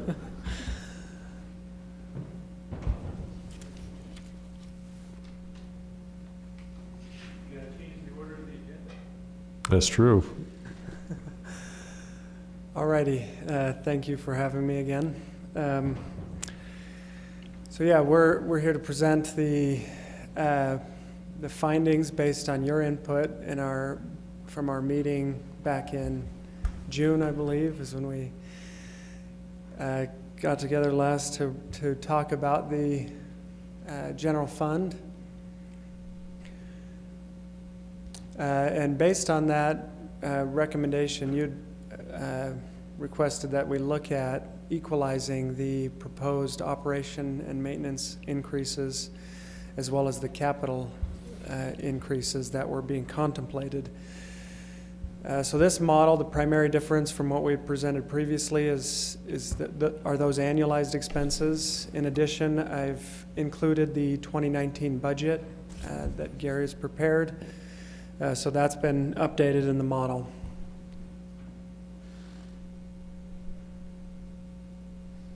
Aaron, do you need to move it forward? Maybe. Oops, it's moving now. I didn't know if you wanted to go through each of these slides here. I thought I'd just highlight the main elements that, again, are the differences from what we had presented previously. For the benefit of the audience, the primary revenues that are available to a municipality consist of property tax, sales tax, your franchise fees, and then your building and development fees. Obviously, if you have an area that doesn't have a substantial amount of growth, then you're reliant more on those first three items. And then your sales tax obviously has a growth component there as well. Typically, what affects most general funds as we look at revenue sufficiency is the loss of buying power, which has to do with inflationary pressure on the general fund, and then level of service or growth issues. So as that level of service changes or you grow, then there's additional needs that have to be met. And our objective is to determine if the general fund is able to keep up with that. As I mentioned, what we've updated for this iteration, the scenarios that I'll present to you, we've included the 2019 budget, revenues and expenses. We have some additional new growth property tax revenues. We've built the pro forma out. We do include some new growth in assessed value and taxable value. We start with the base tax year levy. We've taken out the library fund, as that is now a separate fund within the 2019 budget. And then we include some growth in your other revenues. Your sales tax revenue growing at 4%, which is a little more conservative than what you've seen historically. Similarly, with the franchise tax, we are including a 3% growth in that.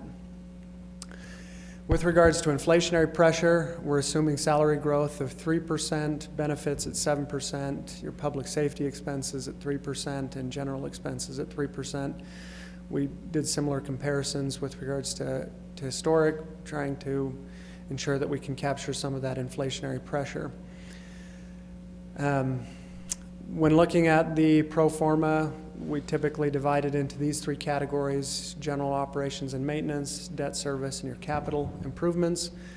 In this case, the general fund contemplates debt service through a transfer, so we've perpetuated that within the pro forma. With regards to new expenses, we have no new operating expenses other than what your budget is contemplating, so we didn't bring anything in for 2019. The additional expenses we're programming in for 2020, fiscal year 2020 through 2023. Based on the previous discussion of the proposed new operations and maintenance and capital expenses, those annualized expenses equal $151,000 and some change for operations and maintenance, and new capital investment of almost $300,000 as it relates to capital needs. Those are annual numbers? So the 150 is every year, or is that over the So it's really, yeah, it's adding, that 400,000, 450,000 is now added to your budget, every year. It's not compounded where we're adding another 450,000 on top of, You annualized it, you put 400 in. Yes. That's good for that time period. Yep, so, we plugged that in starting in fiscal year 2020. Said, okay, if we have that now as a reoccurring expense of $450,000, what does that do to our pro forma? Which is different than what we had showed previously. We had them structured, and some of that was front-loaded, where we're seeing a lot of it occurring in 2019 and 2020, and then it tailed off, and then we had some peaks at the tail end of that, and we said, hey, that's going to be challenging to try to absorb all of that in a single year. let's annualize this and program it in this way. By doing that, that last column there in the red is a little hard to see up there on the screen there, but red is bad. So we're basically going into the red there with regards to this pro forma. What's happening is we're, as you can see at the top, does this have a laser pointer? Yep. Okay, so here at the top, there's no new property tax increase, so I've kept that at 0. The library here, that's been stripped out. We were previously contemplating that in the pro forma as part of the general fund. And you can see those other main revenue sources that we're growing those. Based on the revenues and expenses that we're anticipating, in essence, what happens if we add inflationary pressure to your 2019 budget, so we're growing all of those budgetary expenses by those percentage increases that I illustrated, and we add in some additional operations and maintenance expense of $150,000 and some change, plus the capital investment of $283 that's perpetuated here, we start to eat through our fund balances, in essence, what's happening now. So in 2021, we go, or actually in 2020, we go below the 20% target for our fund balance. And then by 2021, we're down to 10% for a reserve, Yes. what we would call a reserve. That's the fund balance is. Correct, yeah. So we're actually red, I'd say red in 2021. Yeah, so we fall below our target amount sooner than that, and we go into negative territory there at the end of this pro forma. And cities can't do negative. No, you can't. We can't allow that, but you can, there's options There's a that you. 5% minimum on our statutory minimum on our fund balance. Yeah, so in essence, what would be contemplated here is you eliminate some of those level of service adjustments or cost increases to continue to maintain a fund balance here. You'll also know that these are uniform numbers here. I did not inflate those because when looking at the annualized cost, there was already an inflationary built into that, and so this already includes some of that inflationary figure. Beyond the 2023, there may be some additional inflationary pressure on those line items that we'd have to look at. But 2023 is the end of the world, so it doesn't matter, right? Yeah, we typically look 5 years Really? out. When did we find that out? I missed that meeting. We're dissolved. We're negative. Yeah. Or end of Highland. We'll say end of all right. Highland.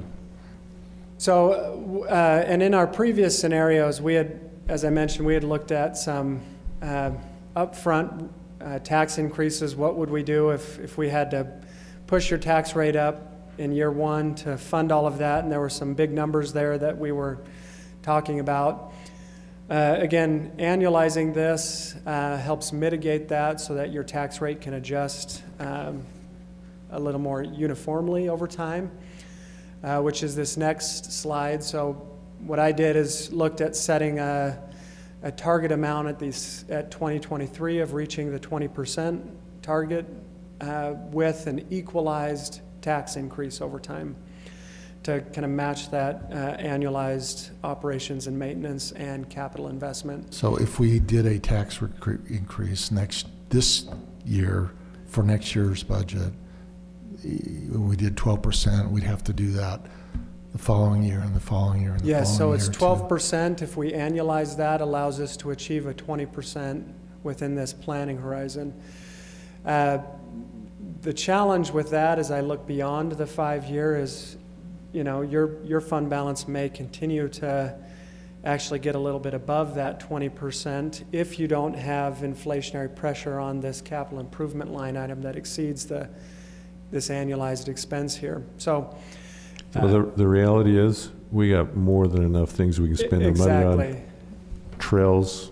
Yes. We just heard enough about. I don't think that we'd have any problem finding places of need. I mean, really. We gave you the bare minimum of what we felt like we had to have, the critical path stuff that if we don't do this, we're in trouble. but there are a lot of other things that could benefit. Correct, which is why we don't like to look beyond the 5-year. I mean, I build the model beyond there, but the reality is, yeah, this is looking at, we started with all of those desires and wants and needs, and we've whittled it down to the bare bones, as you're mentioning here, to see what's feasible. So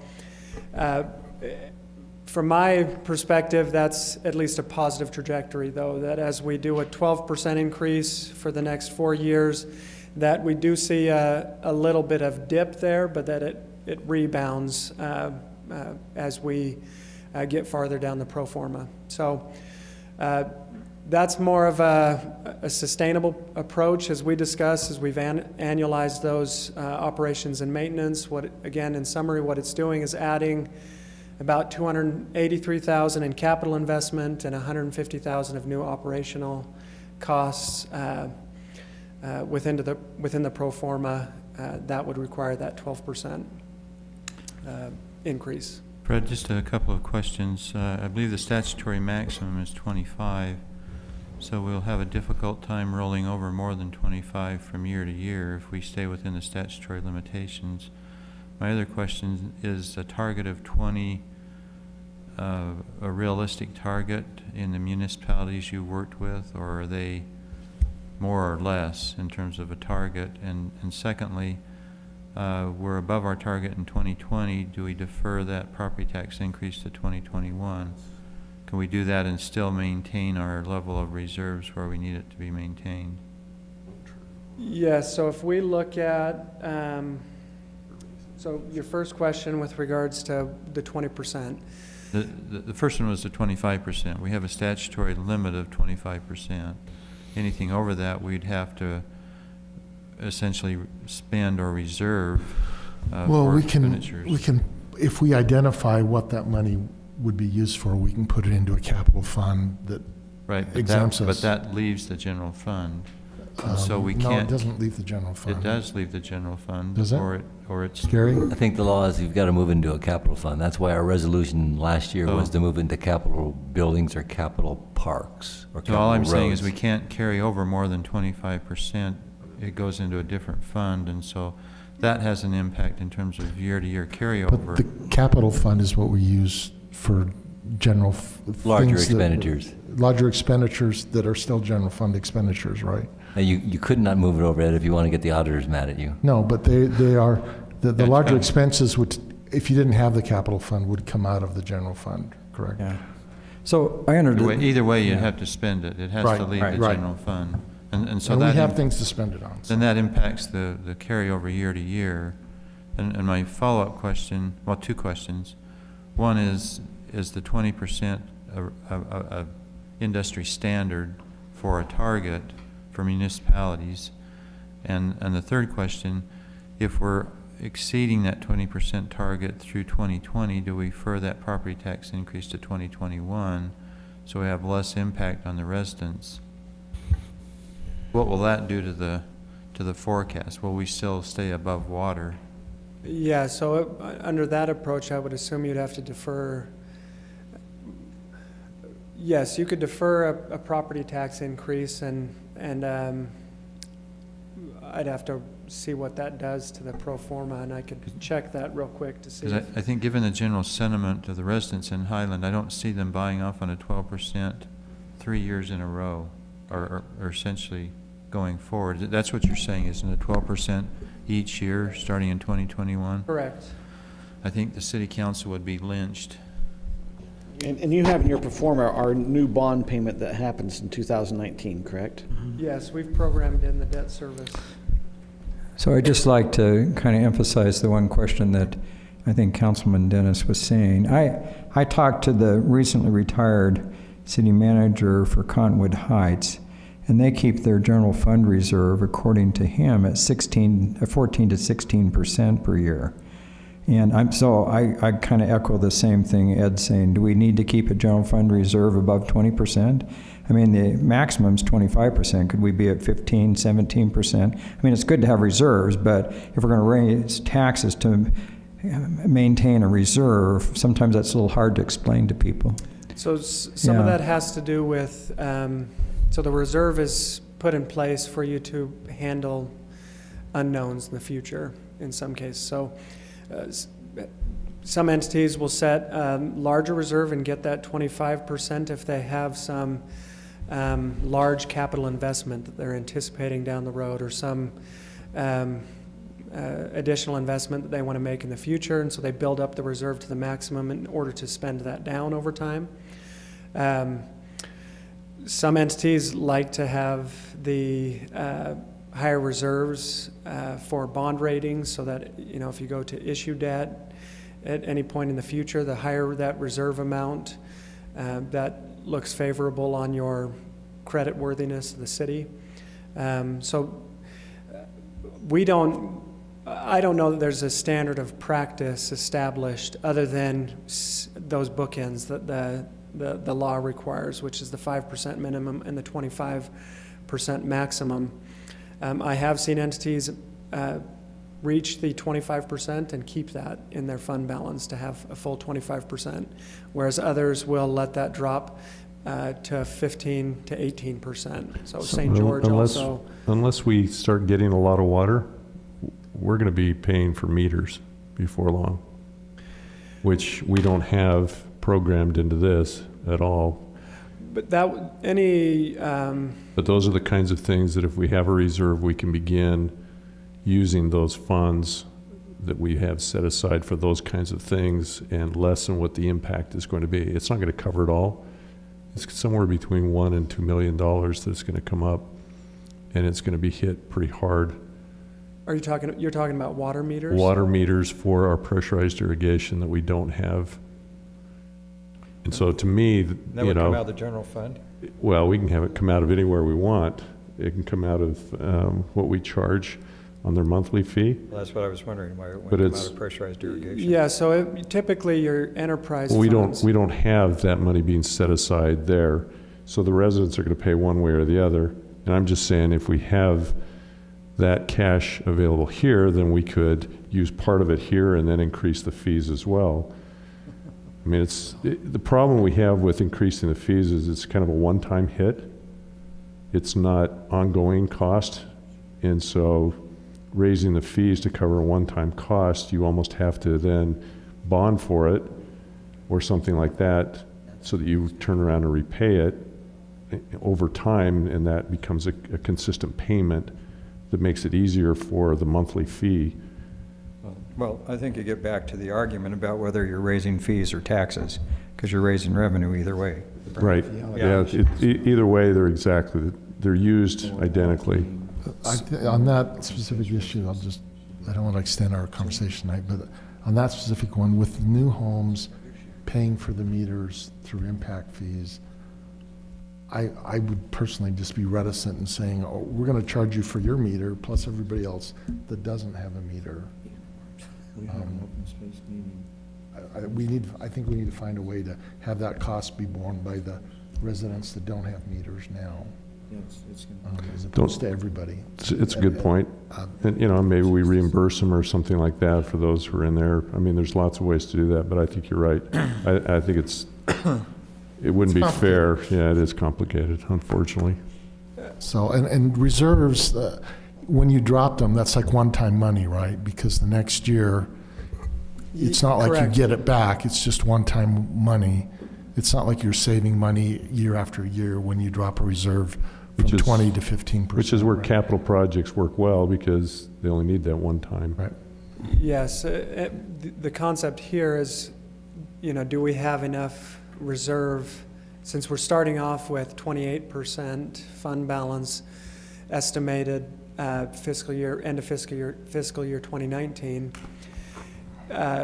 can we use some one-time monies to live off of, in essence, rather than having a tax increase in fiscal year 2020? Can you go back to the previous slide? Yes. So we go below even 15% in 2021 if we don't do something.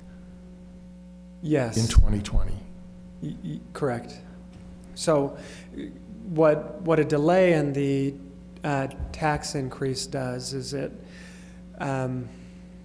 when I just programmed that in real quick, is it causes that, just froze on me.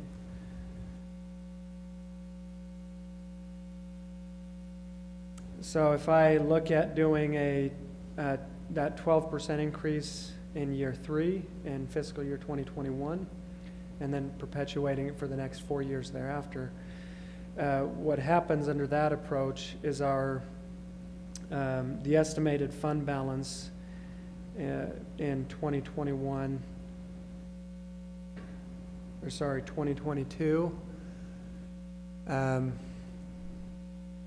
gets down to 8%. So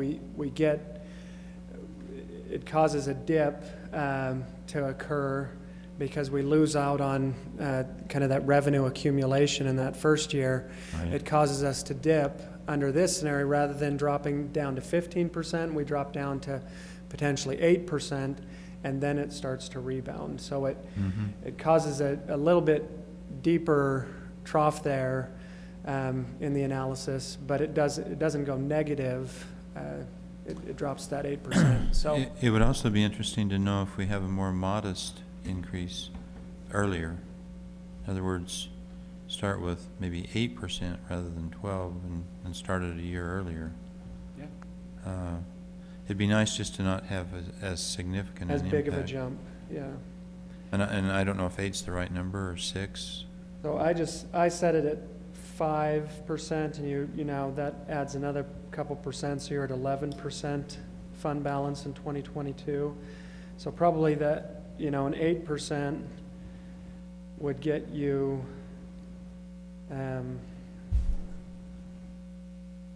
so you drop to about 13%.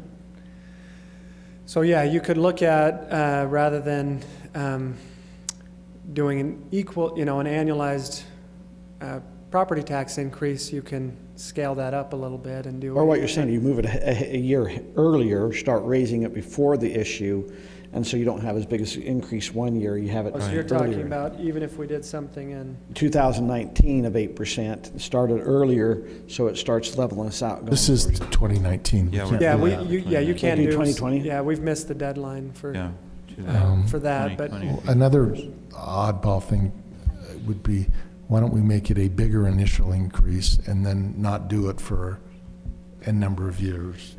'Cause yeah. So some entities, as they've looked at general fund sustainability every year, have said we don't want to do a property tax and go through truth and taxation every year. So let's do, rather than 12%, if there was some So we do appetite to do a larger percentage. I mean, the challenge with that is you're now looking maybe at 25. If you'd have to do 25%. You wouldn't have to do 25, because if you started earlier, you actually, Yes. I think the needed money is less, so you might be looking at 20 or 18 even. I don't know what the Yes, answer is. if we combine those approaches where you bring it forward a year and then Do it delay, do it every other year. What So- would happen to our reserves, our fund balance, if we did that in 2020 with what were you saying?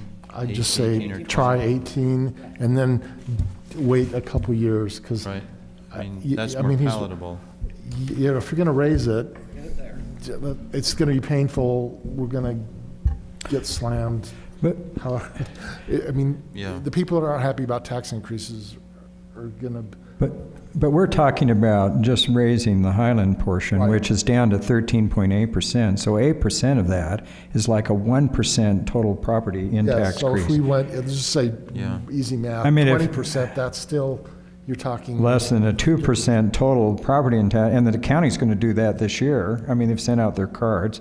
The school district does it almost every year. Yeah. So, I think we need to be sure that people understand that, because when we tried to raise property taxes before, I mean, everybody ran around and said, oh, it's a 50% tax increase. Well, it was of the Highland portion, but it really only increased taxes depending on your property value, 3 to 6%. So I just think you have to put it in perspective. So Yeah. however people want to spin it, they Yeah. can spin it. Yeah. But that's a great point, because this is, when we look at on a monthly basis, we're talking about, 12% is $4 a month increase, that On an average on an resident. average resident. So that isn't the, I mean, that's seriously what 12% is? $4? That's all. yes, that's based on The average home price? using 45? a home value of $519,000, which we Yeah, talked so about that's interesting, because your previously. road fee was 4.5 times that, so. Yes, and Yeah. we went, so That's at 12%. Yeah, so it's 12%. You have to think of the 12% as actual revenue that we need. We need an additional 12% in revenue. So you're compared also to- calculating 12% more for sales tax, 12% more? No, Just only? it's 12% more in property tax revenue, Okay, sorry. It's, okay. that's the variable that we're isolating here is our property tax line already item. programmed in Can you, sales tax. can you give that average again for a $512,000 home? 519, I think. 519? Yes, let me put it back to the 12% here, but. So on average, Uh, according to Redfield. Looking at Right, it's not very 12%, much, that's, 12% is about a little over $200,000 in additional property tax revenue based on your current property tax within just your general fund levy. Based on a home value of $519,000, that's a taxable value of $285,000, so almost $300,000 in taxable value.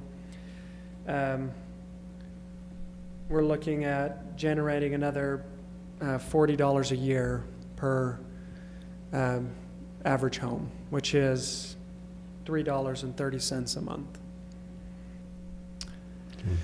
So, Yeah, we raised $1 million for the roads, so that's about right. So are we For- needing for home. 200,000 additional? How much? I thought we were needing more than 200,000 more a year. well, that's the Pound first that. year, but we need to do another 12%, which adds another, it's greater compounding. because it's compounding that effect. So we, if we oscillate that percentage and say, okay, let's not do 12% every year and look at the 18%, we could probably get away with 18% and then 15% every other year. When I plugged that in pretty quickly, that got us down to about a 14% fund balance, but then you're doing it every other year. Then it bounces back up after? Yes, but it starts to bounce back up. So I know there's, from staff's perspective, and your perspective, we're wanting to wrap this up, so to speak. But we do have some time, right, before you need to go through truth and taxation, and so That's next year. Yes, It's but only we- about we- 4 we would- months before we're We fully need to start engaged. socializing this. Yeah. If So- that's the route, we need, it's clear based on present need and additional things that we should be doing that we're not, that we could use the extra money. yeah, so I just bring that up if you're, the next steps of this process is for us to finalize a report and present the recommended scenario. But, through this dialogue, there's still some discussion on what that recommended scenario might look like. But I could include in our report that equalized rate and the Stagger, every every other stagger. And say, other. okay, if we did that every other year, how do we achieve the same result? So in essence, we want to come up with the same outcome to hit 20% at the end of this planning horizon. How do we do that under those two scenarios? Equalized increase or bringing that forward 1 year and then staggering that property tax increase? I don't know how difficult it would be to actually give us 2 or 3 different scenarios. It's not that challenging to. So to every run 2 years, every 3 years? Yeah, just several different options Yeah. so we can see what would be most. I would welcome that. I think that's a great idea. Yeah, I do too, because Even every other year seems, frankly, the issue is you have to go out and talk with the residents, and it's time consuming, and it's important to get the point across and to have clarity, and it's a lot of work, and so it's almost easier to have it a little bit higher, ask for a little bit more, and do it less often just because of the work. Because the residents, it takes time for them to understand it. If we're doing it every year, to go through that effort, it's to get it right and to get them to understand it, it's just a lot of work. Yeah, so to the counter of that, what we've experienced is some residents have commented during public hearings and these type of open houses, if there's a way to get to a rate increase that is annualized but matches more of an inflationary growth estimate. The challenge here is we're looking at 12%, which exceeds what most people would consider inflationary pressure in the range of 3 to 4%. So that's just food for thought, really, as some residents have said, hey, We like something we consistent. like consistency, a smaller increase that's every year, rather than double-digit increases that are every 3 years, and that has to do with balancing budgets and those types of things. But it's just challenging either way you slice it, really. But as a city council, we can't pass an ordinance that says we're going to increase every year CPI, Consumer Price Index. No. We have to come in every year and raise it, correct? You have to do a truth of taxation every year. It's just- Correct, That's yeah. another public hearing, but it delays things. It's multiple public hearings. So based on your feedback, then, I'll prepare in our report the scenario that we've presented, which is what is the equalized rate increase if you were to do something every year. Then if we looked at an increase every other year and pulling that increase forward potentially, and then looking at every 3 years, what would that rate increase need to be? I think that'd be great. And I'll include each of those in our reports, and then that's what we'll deliver to you for review. Based on the delivery of that report, then you can provide feedback to us. We can make corrections if any are needed, modifications, and then finalize the report based on your input. That's fair. And this would be just like asking the residents fees or taxes, kind of, Exactly. like we did on the road.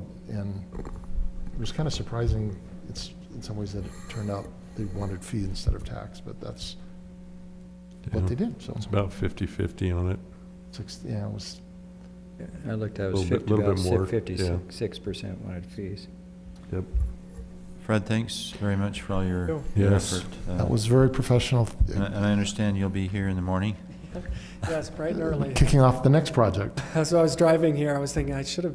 We have a cot in the back room Yeah, I if was you like, I need want. to stay somewhere down here because we're going to be here. Nice hard table right behind this wall. I live really close. I can put you in my basement. My wife would not like that. She wants Morgan lives close, doesn't he? Yeah, actually, he is. He's in. He's in I could Alpine. go. I didn't even think of that to go crash at his place, but Yeah. I don't mind. It's only 40 minutes. to You get can, back to you Bountiful. can sleep in your car. We got the police station right there. You'd be okay. I'll be safe. Thanks very much. Thank you. All right. Well, now I am back to, I lost my, there it is. Thank you, Morgan. So discussion items. Todd, you have something for us. Oh, do we? I don't know. Mayor, Council, appreciate it. I'll try to be brief. We've been here a while, but this is an ongoing issue that I feel like we need to address sooner than later. I've talked to some of you about this issue. It's progressively getting worse and worse by the day. So we're going to talk a little bit about open space encroachment. Is that working? No.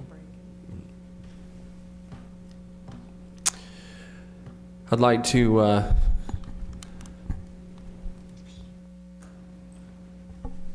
first of all, I'd like oh man.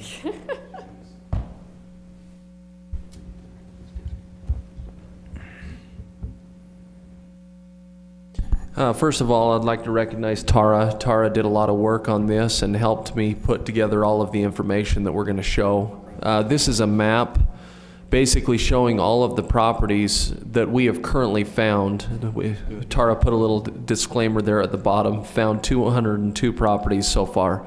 These are properties that have actually encroached and gone outside of their own property boundary and started doing landscaping, building fences, whatever it may be on Highland City property. So we currently have 202. Tara put kind of, if you look up there in the left-hand corner, she's shown basically by size. We try to blow up a few of the locations that have encroached the most. But let me go through a few that are kind of, right here, perfect. So this is up in Beacon Hills. This is one that comes to mind because this is one that has been a recent issue.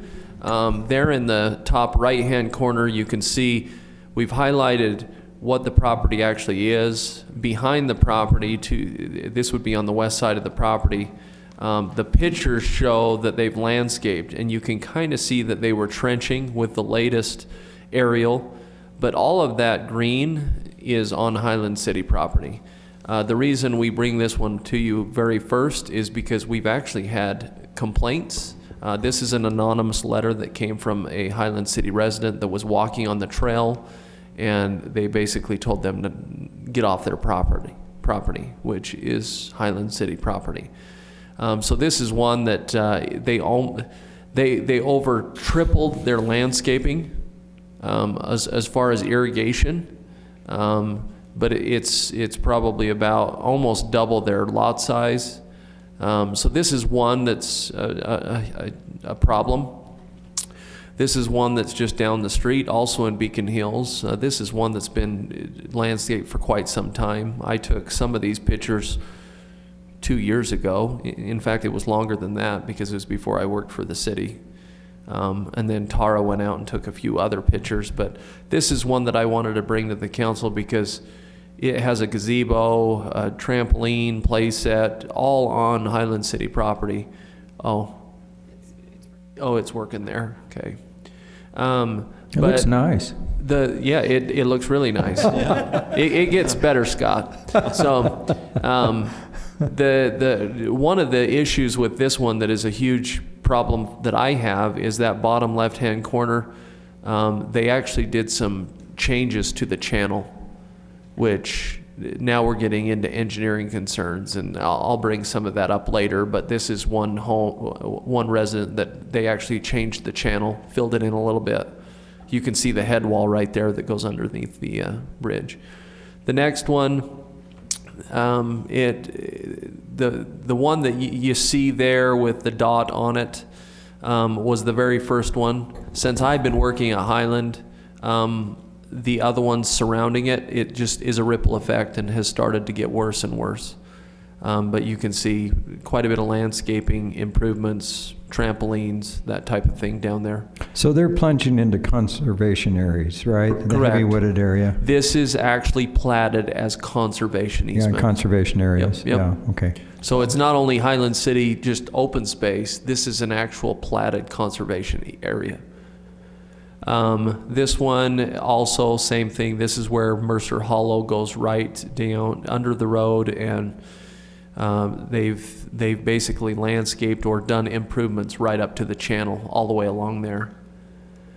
This is one that the mayor and Kurt was out there with me walking to look at a property that in Lehigh, and this is Highland Hollows. Most of the properties along the dry creek have gone all the way down to the creek. In fact, I didn't share the picture that I took when we were out there. They actually had that trampoline down in the creek itself. What they were doing with it down there, I don't know, but they were jumping with the water running underneath it. So, Viewpoint, the 3 properties there at the bottom, all have landscaped, put in sprinklers, none of which have a landscape or a maintenance agreement. There are a few in Viewpoint that do, but these 3 do not. So just some of the ones that I wanted to point out.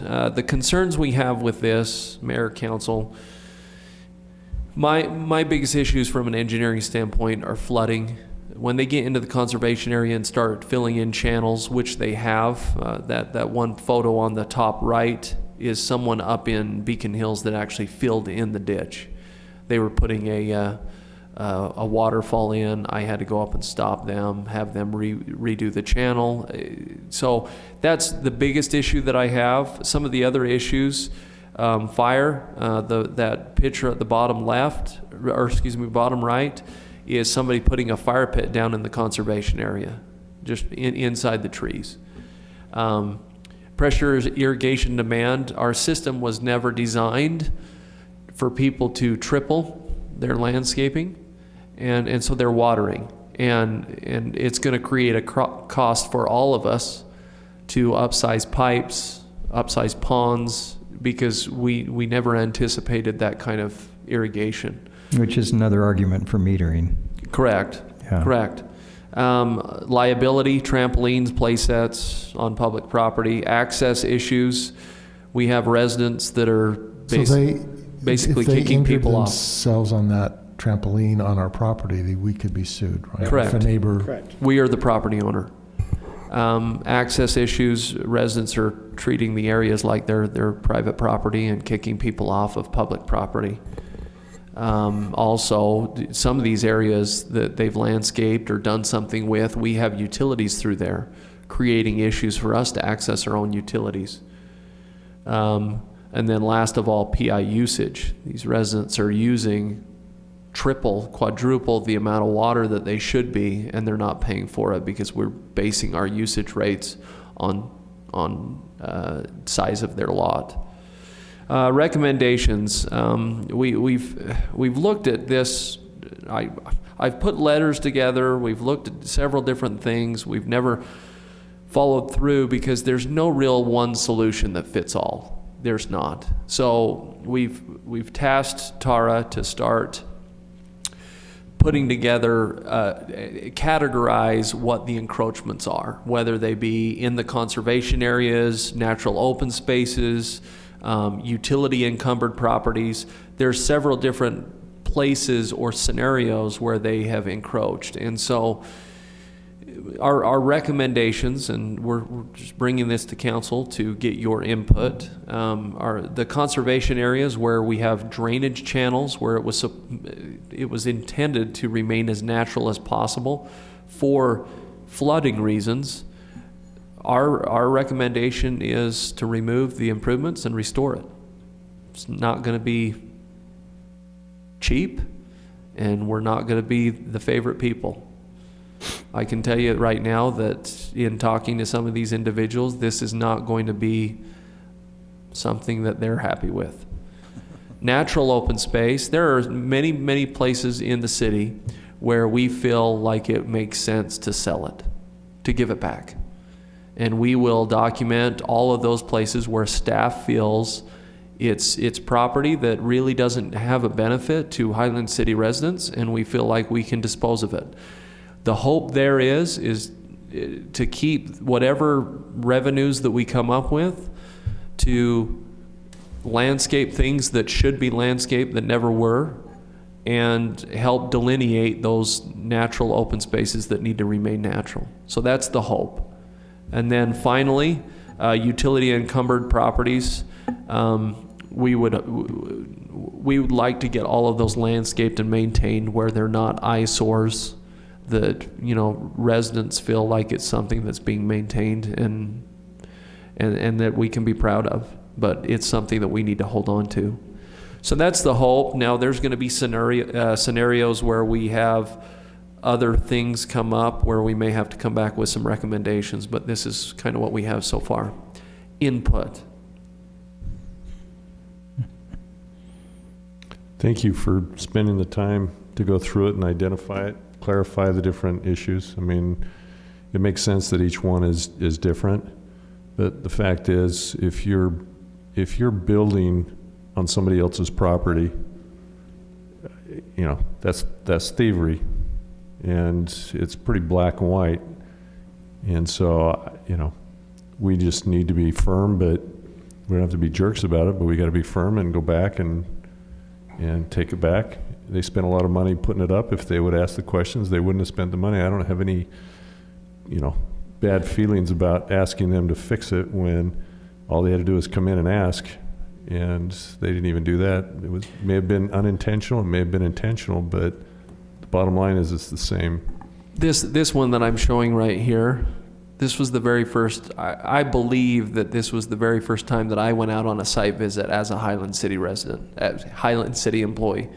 They had property pins placed, flags. It was obvious they knew what they were doing. And so this isn't a matter of people just mistakenly not knowing where their property lines are.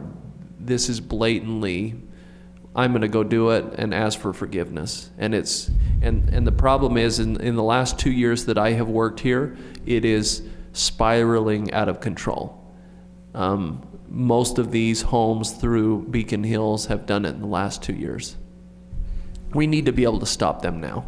So you're asking for a recommendation. You know, my recommendation is to have Tim Merrill, our attorney, send them a letter stating they've encroached upon, upon the city property and they need to restore or remove. And I agree, each one of them might be different. You know, North Utah County Water Conservancy District came across the same issue as they're getting ready to put in the Dry Creek.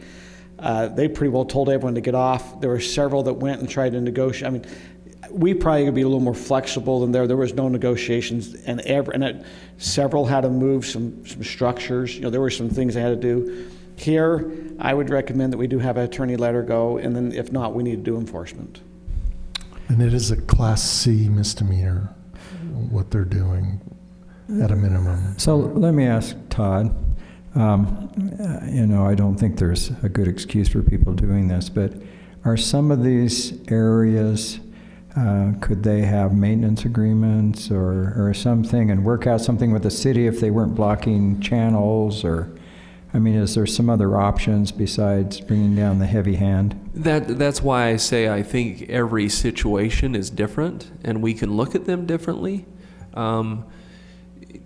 It's a hard issue when we have conservation area that has been platted to remain natural and they do it. Oh, I understand that. Versus natural open space, similar to the Wimbleton subdivision. Right. That's a little different. It wasn't ever slated to be natural and kept that way for a specific reason. So I think that, Scott, your point is very valid that we need to look at these and do what makes sense. Like the viewpoint ones you showed, those would be amenable to be sold. Correct. Yeah, because they're along an option neighborhood trail or something. Wasn't there supposed to be a trailer? Well, what was the double red line? The double red line was the property line. Okay, I just wondered if that was supposed to be a trail. No, that's just showing where their property is. So on the west side where there isn't a trail. Yeah. Okay. So, but Tara's going to help us put together what we feel as staff recommendations, showing exactly what each one is and recommended plan of action. Could it be sold? We as staff think it should, and then bring it back to the council. That's the hope. But right now, we need a letter or something to go out to stop people from moving forward because it's getting worse and worse by the day. Well, we probably know there's certain areas that aren't going to be put back to the open space that we might not sell. You know, I mean, maybe we look at those first and get the letters, because it's hard. If you see your neighbor already encroaching, you think, hey, I can go do that. And that's what I think you're starting to see the problem is that one starts, and here's 3 properties. So you had one that probably did it, and the next 2 said, hey, Joe's done it. I think we're okay to do this. Yep. Are we okay to send a letter? Absolutely. My opinion. I'm okay. Fine, I think the mayor should hand deliver it. I'd be happy to. I would be happy to. Seriously. I will go do this because it's wrong. It's just flat out wrong. No, I don't think we need to be hand delivered. I think we have to go certified mail. We need to be aware that there are some safety issues. As we have Tara go out or anyone, we need to look back at what happened up at West Valley. It was an ordinance enforcer that had, we need to be safe. There needs to be safety that they're going into. Thank you for saving me from myself. I appreciate it. Thank you. That's all I had. All right. Future meetings. So we got a lot coming up tomorrow morning, bright and early. Market study kickoff. That would be, guys. Yeah. Thank you for doing that. Nathan, where are we meeting in the morning? Probably in our back conference room. Okay. Do you have a SWIP meeting in the morning?